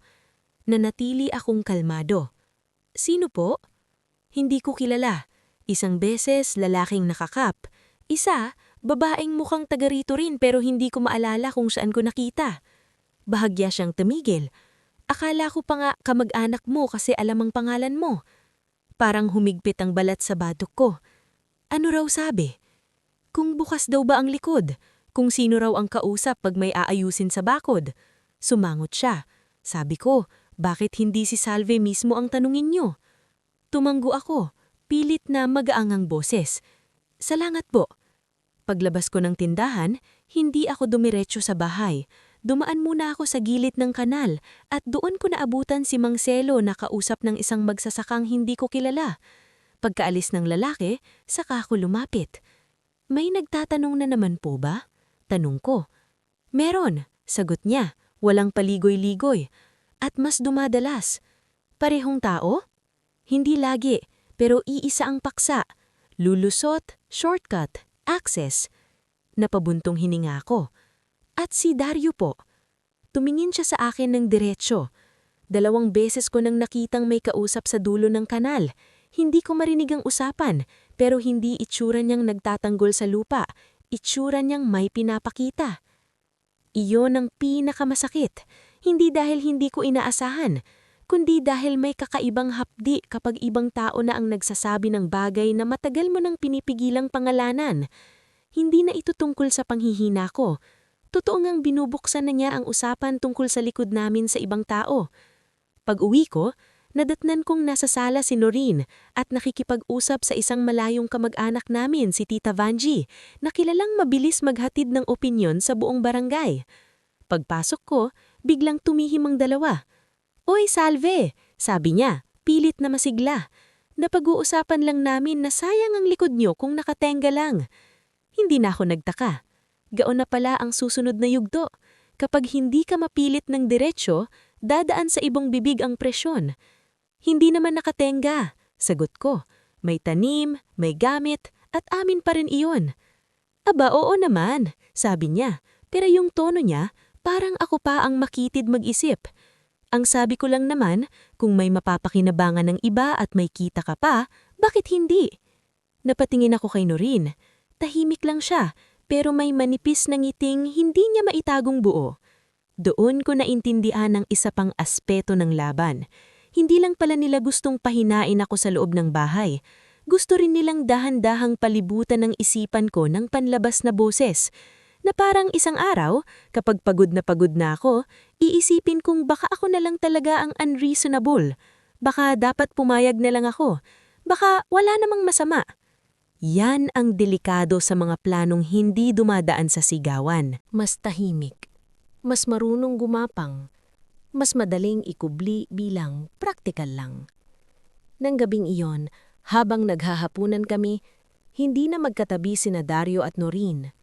Nasa dulo si Dario at si Noreen naman ay medyo malayo, pero pakiramdam ko mas magkasabwat sila kaysa noong mga nakaraang gabi na magkadikit pa. "Anong sabi ni Tita Vanji?" Tanong ni Dario, kunwari kaswal. "Wala naman," sagot ko. "Sayang daw ang likod kung hindi mapapakinabangan." "May point naman siya," sabi niya, habang nagsusubo ng kanin. Iyon, hindi direktang utos, Hindi direktang hingi, kundi dahan-dahang normalisasyon. Anong pakinabang ba ang sinasabi niyo? Tanong ko.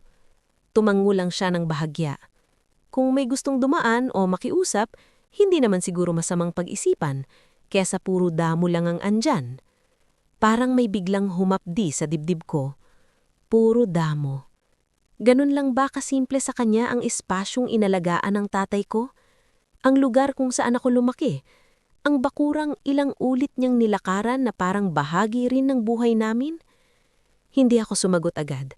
Mas gusto kong marinig kung hanggang saan siya aabot kapag walang resistance. Hindi ka pa naman pinipilit, sabat ni Noreen, nakangiti. Nang marinig ko iyon, doon ko muntik mabitawan ng kutsara. Dahil yung mga salitang, hindi ka pa naman pinipilit, ay hindi tugma sa taong inosente. Tugma iyon sa taong alam na may pressure na talagang umiiral. Tahimik akong kumain pagkatapos noon, pero sa loob ko, isa na namang pader ang nabuo. Kinabukasan, pumunta ako kay Mina at ikinwento ko ang pagbabago sa usapan ng komunidad. Good, sabi niya, na ikinagulat ko. Good, ulit ko. Hindi good na nangyayari yan, paliwanag niya, pero good na lumalabas na sa labas ang pattern. Ibig sabihin, hindi na nila kayang itago na may galaw sa lupa. Habang mas maraming nakakapansin na pinakikilaman nila ang bagay na hindi pa naman nila hawak, mas bumabagsak ang pwesto nila kapag dumating ang oras. Paano kung mabaligtad ako? Tanong ko. Paano kung parabasin nilang ako ang praning at ayaw lang makipagkapwa? Diyan papasok ang timeline mo at ang mga nakapansing sila ang unang kumikilos. Tumingin siya sa akin. Hindi lahat ng laban ay isinasara sa loob ng bahay. Minsan, kailangan mong hayaan ng komunidad mismo ang makita kung sino ang sobrang nagmamadali sa bagay na hindi naman sa kanila. Sa unang pagkakataon sa mga nakaraang araw, nakaramdam ng kakaibang anyo ng lakas. Hindi pa panalo, hindi pa ligtas, pero may gumagalaw ng hindi nila kontrolado. Ang reputasyon nila sa labas ay unti-unting sumasabit sa sarili nilang galaw, at kahit hindi pa ako handang ilatag ang buong katotohanan, alam kong nagsisimula ng magtanong ang paligid. Bakit si Dario ang mas sabik sa lupa na hindi sa kanya? Bakit si Noreen ang mas madalas magsalita tungkol sa pakinabang ng likod kaysa sa mismong may-ari? Bakit parang minamadali nila ang isang desisyon na ako naman ang dapat gumawa? Noong gabing iyon, habang nakatingin ako sa bakuran mula sa bintana ng kusina, napansin kong may liwanag sa dulo ng kanal, flashlight ng dalawang taong nag-uusap sandali bago naghiwa-hiwalay. Hindi ko maaninag ang muka, pero hindi ko na kailangan. Dahil sa puntong iyon, malinaw na. Ang laban ko ay hindi na lang lihim sa ilalim ng bubong namin. Nagsisimula ng magkaroon ng anino sa buong barangay. At kapag umabot sa ganoong yugto ang isang kasinungalingan, dalawa lang ang pwedeng mangyari.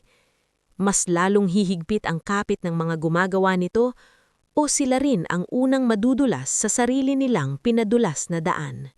Kung may isang bagay na natutunan ko sa mga araw na iyon, ito iyon. Kapag nararamdaman ng sinungaling na lumiliit ang espasyong ligtas para sa kanya, hindi siya agad umaatras. Kadalasan, bumabaliktad siya.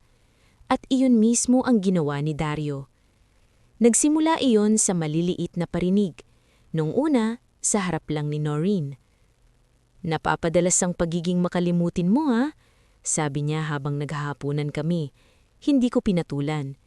Kinabukasan, sa harap ni Tita Vanji na muling napadaan, si Salvi kasi minsan sobrang nerbyosa na nitong mga araw, kulang siguro sa pahinga. Noon ko unang naramdaman ang malamig na takbo ng bagong taktika niya. Hindi na lang sila gustong pahinain sa katawan, gusto na rin nilang pahinain ang kredibilidad ko. Dahan-dahan, parang naglalatag ng banig sa ilalim ng magiging pagbagsak ko. Kapag dumating ang araw na magsasalita ako, gusto niyang may nauuna ng bersyon tungkol sa akin sa mga tao. Napagod ako, malilimutin, nerbyosa, madaling mag-isip ng kung ano-ano. At ang pinakamasakit sa lahat, hindi siya nagmamadali. Alam niyang mas kapani-paniwala ang kwento kapag patak-patak mong ibinuuhos sa mga tenga ng iba. Noong Miyerkules ng umaga, habang bumibili ako ng detergent sa tindahan, narinig kong tanong ni Aling Tessie, "Okay ka lang ba, Hiha? Sabi ni Dario parang lagi ka raw balisa nitong mga nakaraan." Ngumiti ako ng marahan. "Ayan na." "Pagod lang po," sabi ko. "Pero mas okay na ako pag ako mismo ang naghahanda ng iniinom ko." Hindi ko alam kung bakit ko iyon idinagdag. Siguro dahil kailangan ko ring magsimulang maghulog ng sarili kong katotohanan sa labas. Hindi pa buo, pero sapat para may maalala ang mga tao kapag dumating ang panahon. Napakunot noo si Aling Tessie. "Bakit? May problema ba?" Umiling ako. "Mas komportable lang." Pag-uwi ko, nadatnan kong nasa sala si Dario, kausap ang tiyuhin niyang si Romy na may hilig sa malakas na opinyon at mahina sa detalye. Nang makita ako, ngumiti si Romy. "Oh, salve," sabi niya. "Narinig kong lagi ka raw may iniinda. Baka kailangan mo nang lumayo sa stress." Lumalayo na ang kwento. Kumakalat na at malinaw kung sino ang unang nagtatanim. Hindi po stress ang problema ko. May mga bagay lang akong binabantayan. Tumingin si Dario sa akin, isang mabilis pero matalim na tingin. Para iyong unang tunay na sagupaan naming dalawa ng walang sigaw. Alam niyang may ibig sabihin ng sinabi ko. Alam kong naramdaman niyang hindi na ako basta-bastang itutulak sa sulok ng sarili niyang bersyon. Nang makaalis si Romy, saka siya nagsalipa. "Anong ibig mong sabihin sa binabantayan?" tanong niya. "Wala naman," sabi ko. Abala kunwari sa pagtitikplop ng tuwalya. "Huwag mo akong paligoy-ligoyin, Salve." Ngayon lang ulit tumalim ng ganoon ang boses niya. At sa halip na matakot, nakaramdam ako ng kakaibang linaw. Dahil kapag tumitigas ang tono ng taong matagal ng banayag, ibig sabihin may natatapakan ka ng ugat. "Tama lang naman na bantayan ko ang bahay ko," sabi ko, "at ang katawan ko." Tahimik siya. Ramdam ko ang bigat ng tingin niya sa akin kahit hindi ako lumilingon. Pagkatapos ng mahabang ilang segundo, tumawa siya ng maikli. "Ang dami mo nang iniisip." Masama ba yun? Depende kung totoo. Pagkasabi niya noon, umalis siya sa sala na parang siya pa ang agrabyado. Pagkaalis niya, saka lang ako umusod at napahawakan sa dibdib ko. Hindi dahil natakot ako sa sinabi niya, kundi dahil malinaw na ngayon. Nagbabago na ang laban. Hindi na nila ako basta-bastang hinahayaang maging mahina. Sinusubukan na nilang handa ang paligid para hindi ako paniwalaan kapag nagsalita ako. Kinagabihan, pumunta ako kay Mina at sinabi ang lahat. Tahimik siyang nakinig. Saka ilinabas mula sa drawer ang isang malinis na maliit na zip pouch at 2 bagong maliliit na lalagyan. "Mas maayos na itong gamitin mo para kung makakuha ka ulit ng sample, maayos ang lagayan at may petsa." Tinanggap ko iyon na parang humahawak ng mas malinaw na anyo ng sarili kong depensa. "May isa pa akong ginawa," sabi ko. 2 magkaibang gabi, hindi ko ininom ang para sa akin. Parehong umaga, maayos ako. Kapag sila ang naghahanda at hindi ko napapalitan o natatapon ng maayos, saka ako nanghihina. Tumango siya. "Iyon na ang practical verification na kailangan natin sa sarili mo. Hindi man lab result, pero ngalinaw ang cause and effect pattern." "Hindi ba kulang pa rin iyon?" "Kulang pa para sa mabigat na akusasyon," sabi niya. "Pero sapat na para sabihing may lehitimong dahilan kang protektahan ang sarili mo at humingi ng tulong sa tamang tao kapag dumating na ang oras." Napahinga ako ng malalim. "May isa pa," sabi ko. Pakiramdam ko kailangan ko ng may ibang makaalam na hindi ako nag-iimbento. Tumingin siya sa akin ng diretsyo. "May mapagkakatiwalaan ka ba sa pamilya mo?" Tahimik ako sandali. "Kakaunti lang. Dahil sa totoo lang, karamihan sa kamag-anak madaling mabihag ng paunang kwento.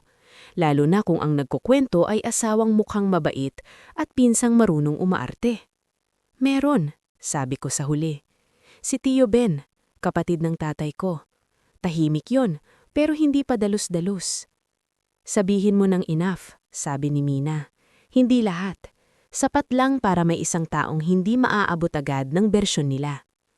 Kinabukasan ng hapon, pinuntahan ko si Tio Ben sa maliit niyang vulcanizing shop sa highway. Mainit ang hangin, maingay ang mga dumaraang jeep, at amoy goma at alikabok ang paligid.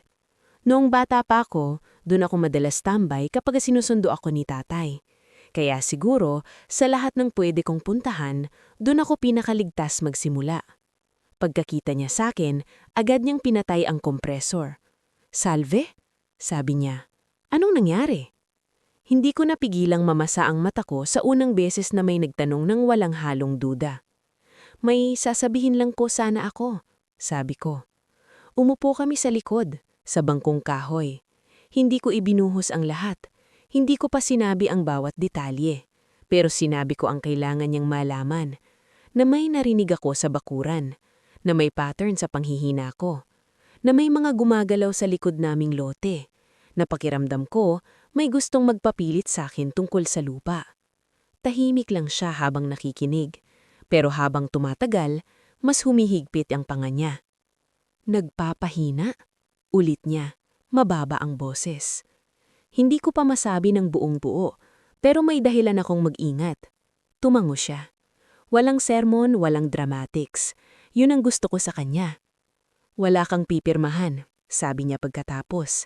"Wala kang papayag hanggang hindi malinaw at kung kailangan mong ilipat sa akin pansamantala ang ilang papeles o gamit, gawin mo." Napatango ako. At doon ko unang naramdaman na hindi na ako nag-iisang lubos.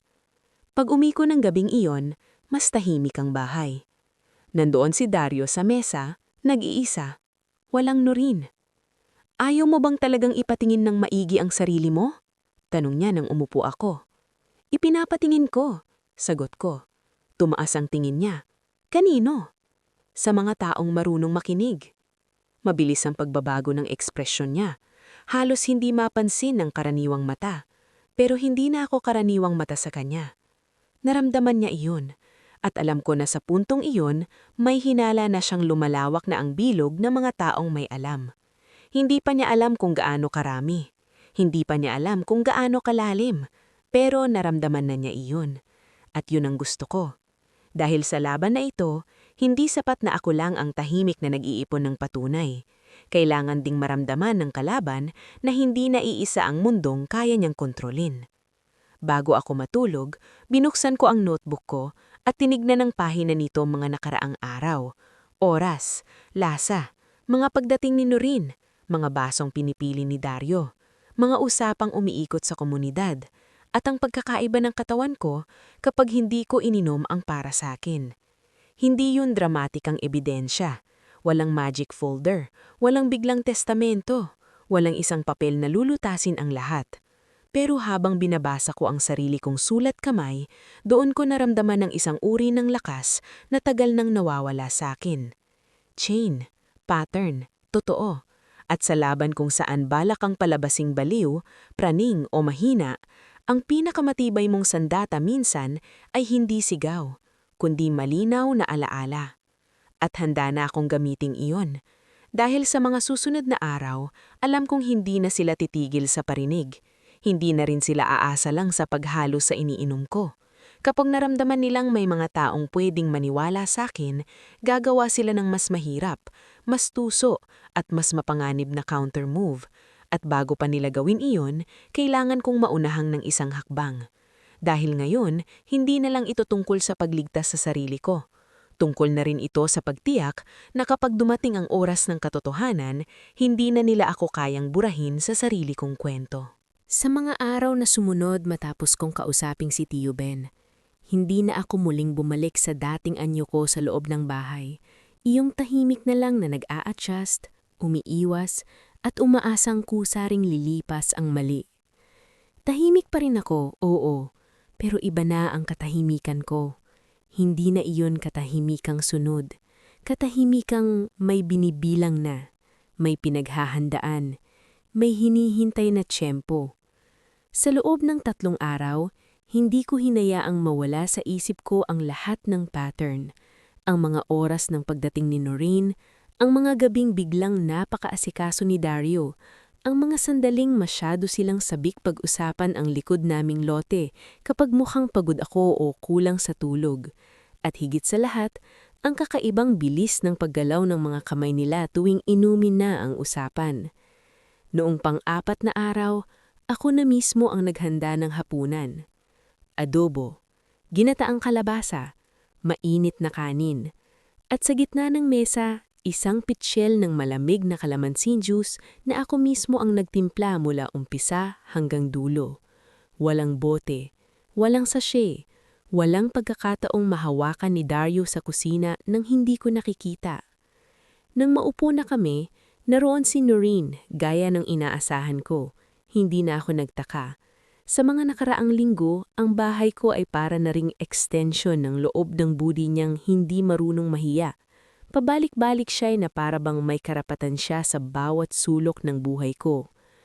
"Uy, paborito ko to," sabi niya, sabay silip sa pitsyel. "Oo," sagot ko, "ako mismo ang gumawa." Tumingin siya kay Dario. Napakaliit na tingin lang, pero sapat. Umupo ako sa tapat nila. Maaliwalas ang ilaw sa kusina. Ang fluorescent lamp sa kisame ay hindi kumikislap gaya ng dati. Maaliwalas ang mesa, malinis ang pinggan, malinaw ang lahat. At siguro iyon din ang dahilan kung bakit pakiramdam ko sa gabing iyon, wala nang anino ang pwedeng pagtaguan ng kahit alin sa aming tatlo. Ako ang unang nagsali ng juice sa baso ko. Mabagal, kitang-kita nila. Pagkatapos ay nagsalin ako kay Noreen. Sunod, para kay Dario. At dahil alam kong sanay silang makialam kapag may pagkakataon, sinadya kong iwanang bahagyang malapit sa kanila ang pitsyel. Hindi sapat para halata, pero sapat para tuksuhin ang likas nilang galaw. Habang kumakain kami, hindi muna ako nagsalita tungkol sa lupa. Hindi tungkol sa bakod. Hindi tungkol sa kanal. Pinahaba ko ang normal, pinatagal ko ang ordinaryo. Pinakain ko muna sila ng pakiramdam na baka wala namang mangyayari. Iyon ang isang bagay na natutunan ko sa kanila. Ang taong sanay manlinlang, humihina ang bantay kapag ala niya siya pa rin ang may hawak ng ritmo. "Parang mas okay ka ngayon," sabi ni Dario. Nginiti ako ng kaunti. Oo, kapag ako ang naghahanda ng iniinom ko, mas maayos talaga pakiramdam ko. Tumigil ang kutsara ni Noreen sa hangin. Hindi matagal, 1 segundo lang, pero sapat na para maramdaman ko ang pag-iipit ng hangin pagitan naming tatlo. "Anong ibig mong sabihin?" tanong ni Dario, kunwaring hindi niya alam ang ibig kong tukuyin. Tinuloy ko lang ang pagsubo ng kanin. Hindi ko siya agad sinagot. "Wala," sabi ko, sa wakas. "Obserbasyon lang." At sa simpleng salitang iyon, pakiramdam ko unang beses kong malinaw na naibalik sa mesa ang bigat ng alam ko na hindi ko pa inilalatag ang lahat. Hindi sila kumibo. Makalipas ilang minuto, tumunog ang cellphone ni Noreen. Sumilip siya sa screen at tumayo. "Sa labas ko lang sasagutin," sabi niya. Nang makalabas si Noreen sa likod namin, doon ko naramdaman ang paggalaw. Hindi sa paa, sa hangin, sa intensyon. Si Dario na kanina pang kunwaring nakatuon lang sa pagkain, dahan-dahang umabot sa pitsyel na nasa gitna ng mesa. Hindi niya agad ibinuhos sa baso ko. Sa halip, inalipit niya iyon sa sarili niyang plato na parang aayusin lang ang pwesto.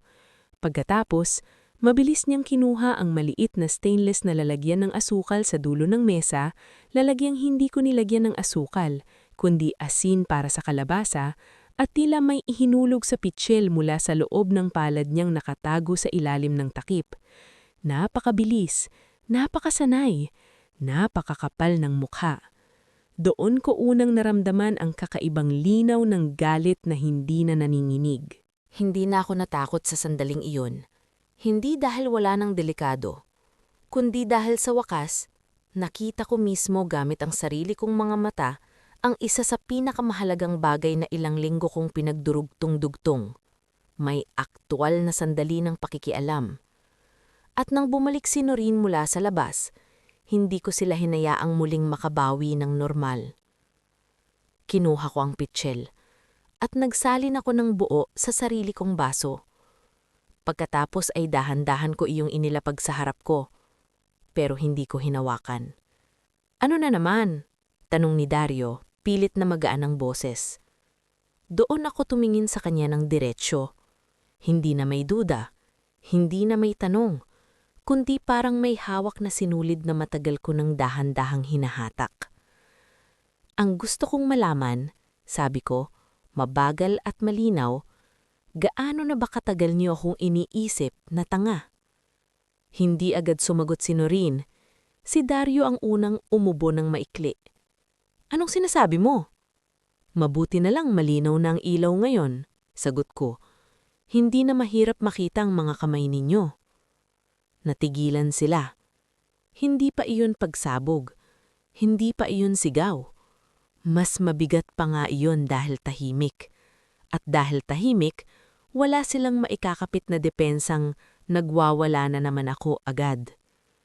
Tama na yung mga parinig mo, Salve, sabi ni Noreen, pero manipis ang boses niya. Parinig, ulit ko. Kung parinig ang tawag mo sa ilang linggong panghihina ko, sa mga basong pinapalitan ninyo, sa mga inuming hindi ko kayang pagkatiwalaan, sa bakuran na pinag-uusapan nyo parang hindi akin.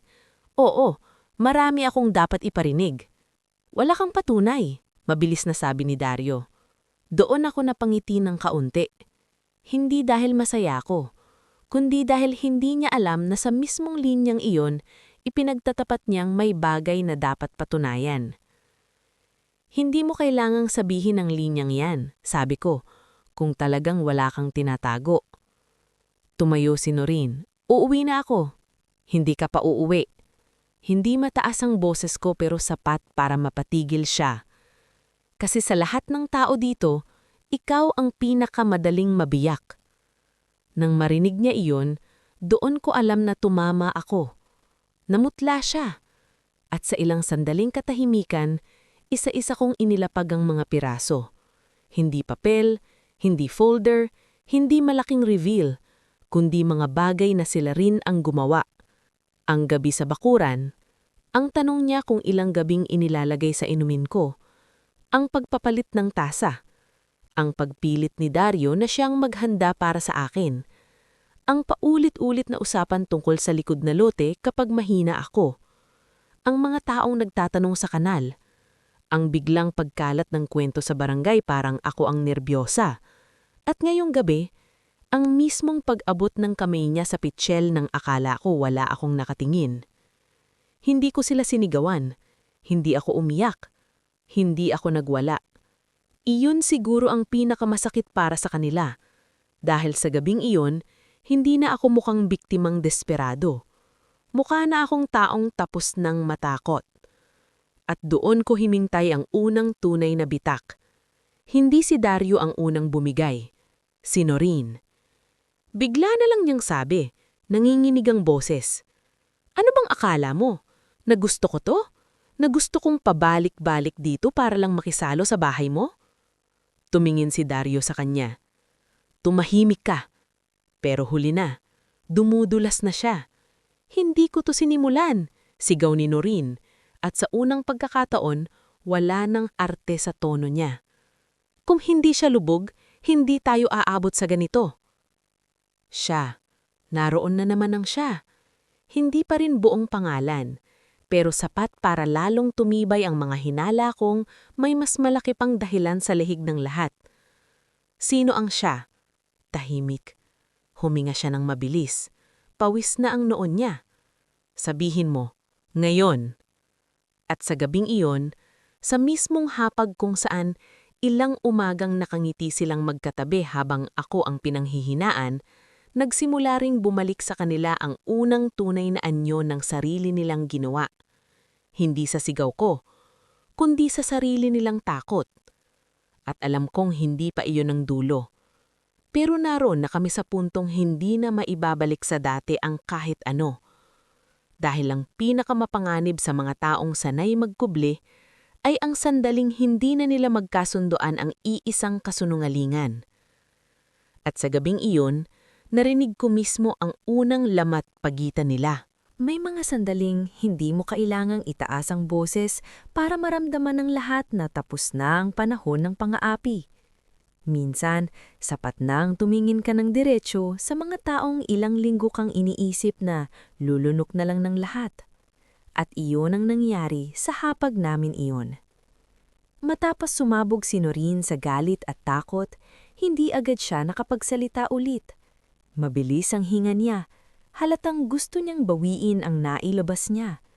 Gusto niyang idikit ulit sa mukha ang dati niyang ngisi at sabihing, nagkamali lang ako. Pero hindi na ganun kadali ang mga salitang dinibitiwan kapag naulanan na ng takot. Tumigil ka na, madiing sabi ni Dario. Siya pa rin ang kumakapit sa kontrol. Siya pa rin ang nag-aakalang pwede pa niyang ayusin sa tono at titig ang bagay na lagpas na sa simpleng palusot. Hindi ako ang dapat tumigil. Sagot ko. Ako ang dapat sana'y matagal nang nagsalita. Tumayo si Dario. Hindi marahas, hindi padabog. Pero iyon ang una kong nakita siyang nawala ng tamang timpla ng katawan. Iyong taong sanay magmukhang kalmado pero ang balikat biglang naninigas. Ang pama, halatang kinukuyom. Ang mata, hindi na makatingin ng diretsyo dahil marami ng kalkulasyon ang sabay-sabay sa isip. Pagod ka, sabi niya. Kaya ka ganyan. Napatitig ako sa kanya. Napakapamilyar ng linyang iyon. Pagod ka, mahina ka, nerbyosa ka. Masyado kang nag-iisip. Iyon ang 4 na pader na pilit niyang itinayo sa paligid ko nitong mga nakaraang linggo para kapag nagsalita ako rin ang dudurugin ng mga salita niyang unang ipinakalat sa iba. Ngayon, sa wakas, malinaw na malinaw ko nang nakita ang kabuuan ng taktika niya. Hindi lang niya ako pinahina. Sinubukan din niya akong burahin. Hindi bilang tao, kundi bilang mapagkakatiwalaang boses. At kung pagod ako, sabi ko ng dahan-dahan, sino ang may gawa? Wala akong ginawa sa'yo. Talaga? Tinuro ko ang pitchel sa gitna ng mesa. Hindi mo ginalaw yan kanina? Tahimik siya. Hindi mo pinalitan ng mga tasa noong isang gabi? Tahimik pa rin. Hindi mo pinilit na ikaw ang maghanda ng para sa akin sa bawat gabing mas lumalala ang hilo ko? Wala kang mapapatunayan. Sabi niya, pero hindi na iyon buo, hindi na matatag, mas tunaw pagkapit na lang. At dahil naramdaman kong iyon na ang tamang oras, inilabas ko ang maliit na pouch mula sa bulsa ng saya ko, na nandoon ang ilang sample na itinabi ko nitong mga nakaraang araw. Maayos na may petsa, may tala. Hindi perpekto, hindi magic key, pero sapat para ipakitang hindi ako dumating sa gabing iyon na puro emosyon lang ang dala. Hindi agad ko inilapag sa harap nila. Hinawakan ko lang. Sapat na para sa akin ang nalalaman ko, sabi ko, at sapat na para sa mga tamang taong pinagsabihan ko na hindi ito gawa-gawa. Doon siya unang napakurap ng mabilis. Mga tamang tao. Alam kong tumama iyon. Sinong pinagsabihan mo? Tanong niya. Gumiti ako ng bahagya. Iyong marunong makinig at hindi umaasa na ako lang ang laging tahimik. Mabilis ang tingin niya kay Noreen. Si Noreen naman halatang pagod ng magpigil. Hindi na rin siya iyong pinsang nakapamaywang at nangunguyam sa kusina. Mukha na siyang taong hinahabol ng sarili niyang desisyon. Sabihin mo na, sabi ko kay Noreen, hindi inaalis ang tingin sa kanya. Ano ang utang? Kanino? At bakit pati katawan ko kailangang gawing tulay para sa gusto ninyo? Napapikit siya ng mariim. Noong una akala ko muli siyang mananahimik, pero marahil may hangganan din ang lakas ng loob ng taong ilang linggo nang namumuhay sa pagitan ng kasinungalingan at kaba. Kay Rexon, sabi niya sa wakas, bahagya pang nabiyak ang boses. Kaibigan ni Dario sa talyer. Napalingon ako kay Dario. Hindi siya kumibo. Hindi lang kaibigan. Tuloy ni Noreen. At ngayon parang may nabuksan ng gripo na hindi na niya kayang isara. May inuutang si Dario sa kanya. Matagal na. Tapos may nagsabi raw kapag nabuksan ang likod nyo bilang daanan, may kikita sa access at sa pagpasok ng mga tricycle at delivery sa kabilang bahagi. Akala nila mabilis kang mapapapayag kapag lagi kang mahina, lutang at pagod. Akala nila. Hindi na akala namin. Akala nila. Iyon ang isa sa pinakamasakit pakinggan sa lahat. Dahil habang inilalatag niyang totoo, malinaw kung gaano nila ako tinignan hindi bilang asawa, hindi bilang pinsan, hindi bilang tao, kundi bilang harang lang sa gusto nilang mapakinabangan. Hindi ko sinabi na payag ako sa lahat. Biglang sabi ni Noreen, umiiyak na pero hindi ko makitaan ng awa sa sarili ko. Pero huli na nung mapansin kong lumalala na. Lumalala? Ulit ko. Ilang gabi akong nanghina, ilang umaga akong nagising na parang hindi ako sarili ko, tapos ang tawag mo doon, lumalala lang? Napayuko siya. Dumating sa akin ang kakaibang uri ng galit, yung hindi sumasabog palabas kundi bumabagsak paloob, mabigat, malamig at matigas. Galit na hindi na naghahanap ng sigaw, galit na naghahanap ng hangganan. Si Dario naman, sa wakas, nagsalita rin. Hindi ko balak saktan ka ng ganon. Napatawa ko ron. Mapait, maiklit, halos tunog pagod. Anong gusto mong maramdaman ko sa linyang yan? Tanong ko, pasasalamat? Hindi ganon kasimple. Hindi nga, sagot ko, mas masahol, kasi hindi aksidente, paulit-ulit, planado, at habang nangyayari yon, nagagawa mo pa ring umupo sa tabi ko at magtanong kung bakit ako hindi umiinom. Tahimik ulit siya. At sa katahimikan iyon, alam kong hindi na mahalaga kung may mas maganda pa siyang paliwanag. Wala nang paliwanag na kayang pahinain ang katotohanan na ilang linggo nilang sinadya ang bagay na iyon. Tumayo ako mula sa upuan. Hindi para manakit, hindi para magwala, kundi dahil hindi ko na kayang manatiling nakaupo sa hapag na iyon na parang magkakapantay pa rin kami ng karapatan sa katahimikan. Makinig kayong mabuti, sabi ko. Wala nang pipirmahan, wala nang pag-uusapan tungkol sa likod naming lupa na parang may karapatan kayong humawak niyan. Wala nang inuming ihahanda ninyo para sa akin. At simula ngayon, hindi na ako mag-iisa sa bahay na ito nang hindi alam ng ibang tao kung ano ang nangyayari. Namumutla si Dario. Hindi mo pinapalaki ang bagay. Hindi, sabi ko. Ngayon ko palang binibigyan ng tamang laki. Maya-maya, may tumawag sa git. 3 katok. Hindi malakas, hindi padabog, pero sapat para malaman kong dumating na ang huling pirasong kailangan ko para hindi na maikulong ulit ang lahat sa loob lang ng bahay. Si Tio Ben. Hindi ko siya pinatawag sa eksaktong oras na iyon para gumawa ng esena.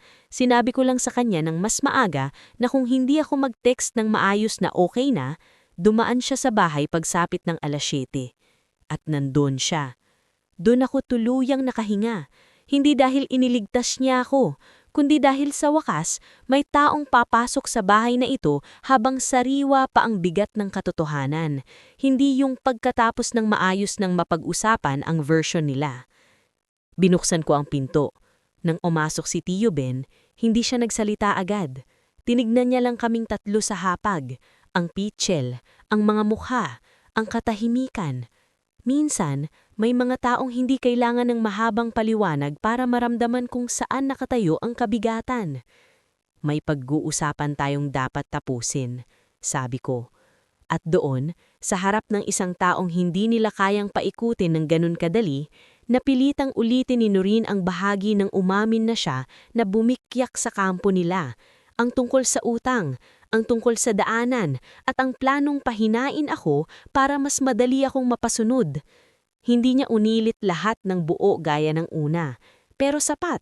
Sapat para marinig ng ibang tenga, sapat para hindi na ako magmukhang nag-iimbento, sapat para magsimulang bumagsak ang pader na matagal nilang itinayo sa paligid ng pangalan ko. At sa sandaling iyon, doon ko rin unang naramdaman ang huling malaking pagbabago sa sarili ko. Hindi na ako basta takot, hindi na lang ako sugatan. Nagkaroon ako ng hangganan na hindi na nila kayang apakan nang hindi sila mismo ang dumudugo sa hiya.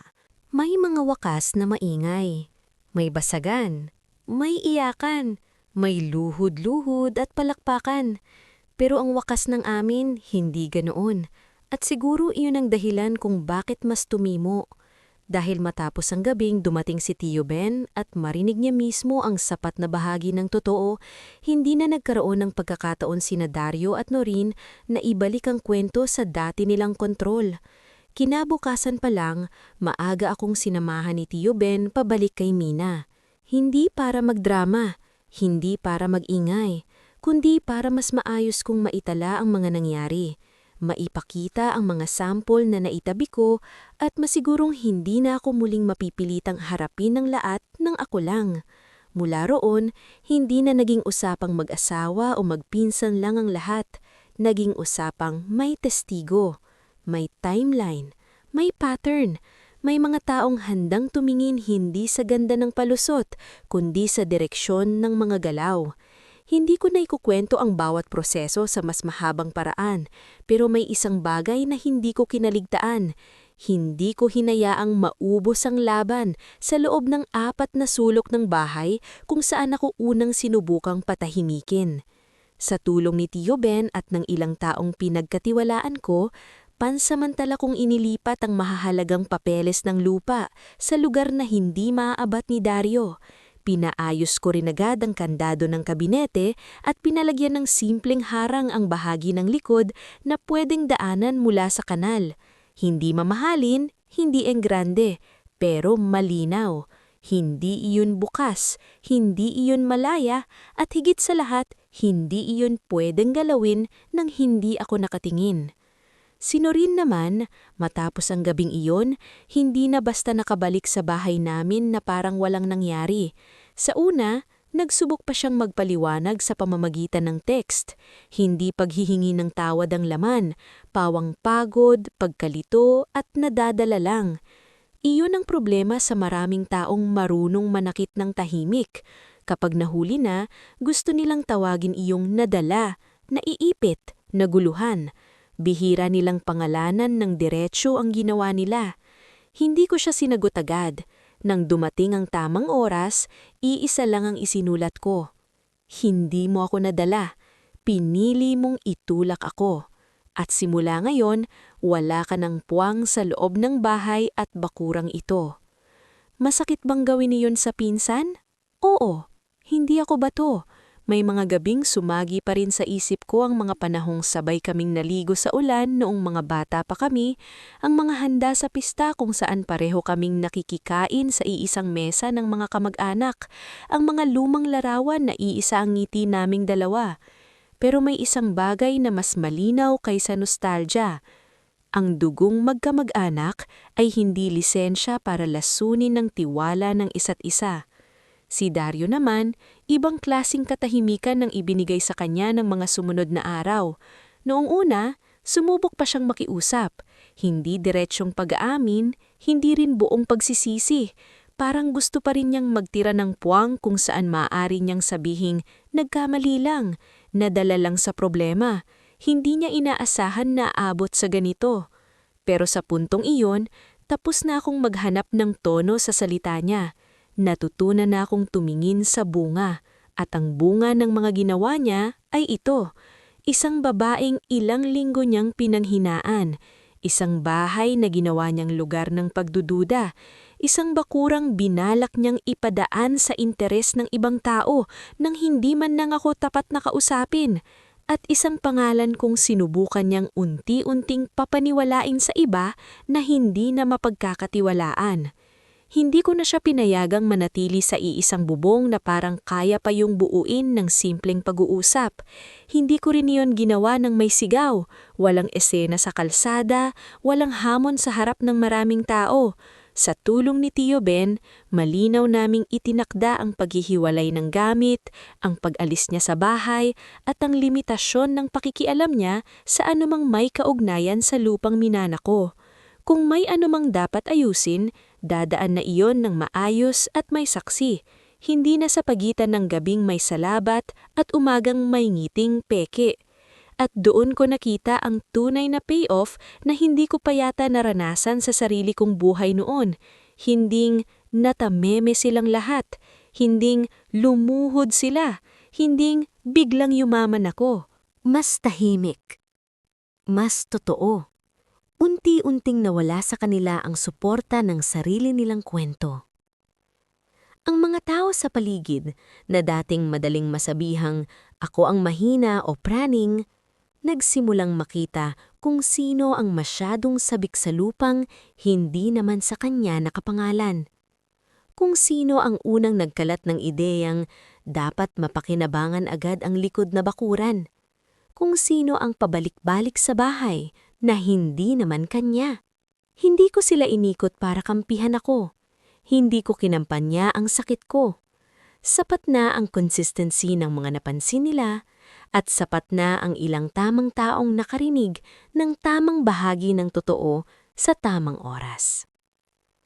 At ang mas mahalaga kaysa reputasyon nila, naibalik ko sa sarili ko ang kapasidad kong magtiwala sa sarili kong isip. Iyon ang pinakamalaki kong nabawi. Dahil sa totoo lang, hindi lang katawan ko ang muntik nilang kunin, pati paniniwala ko sa sarili kong pakiramdam, pati kakayahan kong sabihing, may mali at hindi ako baliw para maramdaman iyon. Sa mga sumunod na linggo, bumalik ako sa bakuran hindi bilang babaeng takot lumabas kapag dapit hapon, kundi bilang may-ari ulit ng sarili niyang espasyo. Inayos ko ang mga paso. Pinutol ko ang tuyong sanga ng bayabas. Nilinisan ko ang gilid ng kanal, hindi dahil bigla akong naging masipag dahil tapos na ang problema, kundi dahil may kakaibang uri ng paggaling sa paghawak muli sa mga bagay na muntik agawin sa iyo. Isang hapon, habang nagdidilig ako ng bagong tanim na sili, dumaan si Aling Belen sa bakod at sinabing, "Ibang-iba na mukha mo mayon, iha? Mas malinaw." Napangiti ako roon. Dahil oo, mas malinaw. Hindi dahil wala ng sugat, kundi dahil natuto na akong huwag gawing tahanan ang mga taong kailangan pa akong pahinain para lang mapasunod. At kung may aral mang ibinoon sa akin ng lahat ng ito iyon. May mga pagtataksil na hindi dumarating na may sigaw. Dumarating sila sa anyong pag-aalaga, sa anyong para sa iyo rin ito, sa anyong basong iniabot na may giti. Kaya napakahalaga na kilalanin mo ang sariling pakiramdam kapag may hindi tugma. Kahit hindi mo pa agad maipaliwanag, kahit wala ka pang buong larawan, kahit pinaparamdam sa iyong ikaw ang mali sa pagdududa. Dahil ang pagproteksyon sa sarili ay hindi pagiging masama. Hindi rin kawalan ng tiwala agad. Minsan, iyon lang ang natitirang paraan para mailigtas mo ang pangalan mo, katawan mo, at ang mundong pinaghirapan mong buuin. At kung umabot ka sa bahaging ito ng kwento, gusto kong malaman mo, huwag mong maliitin ang maliliit na bagay na paulit-ulit mong napapansin. Ang mga pattern, ang pagbabago sa katawan mo, ang mga tanong na hindi makapakali sa isip mo. Minsan, doon nagsisimulang mabuo ang katotohanan ayaw mong makita, pero kailangang makita para mabawi mo ang sarili mo. Kung tumimo sa iyo ang kwentong ito, mag-like, share at subscribe ka. At mag-comment ka rin ng, hindi ko ipagpapalit ang katahimikan ko sa kasinungalingan. Dahil sa totoo lang, doon nagsimula ang pagbawi ko. Nang tumigil akong lunukin ang takot at pinili kong paniwalaan ang sarili kong nakita.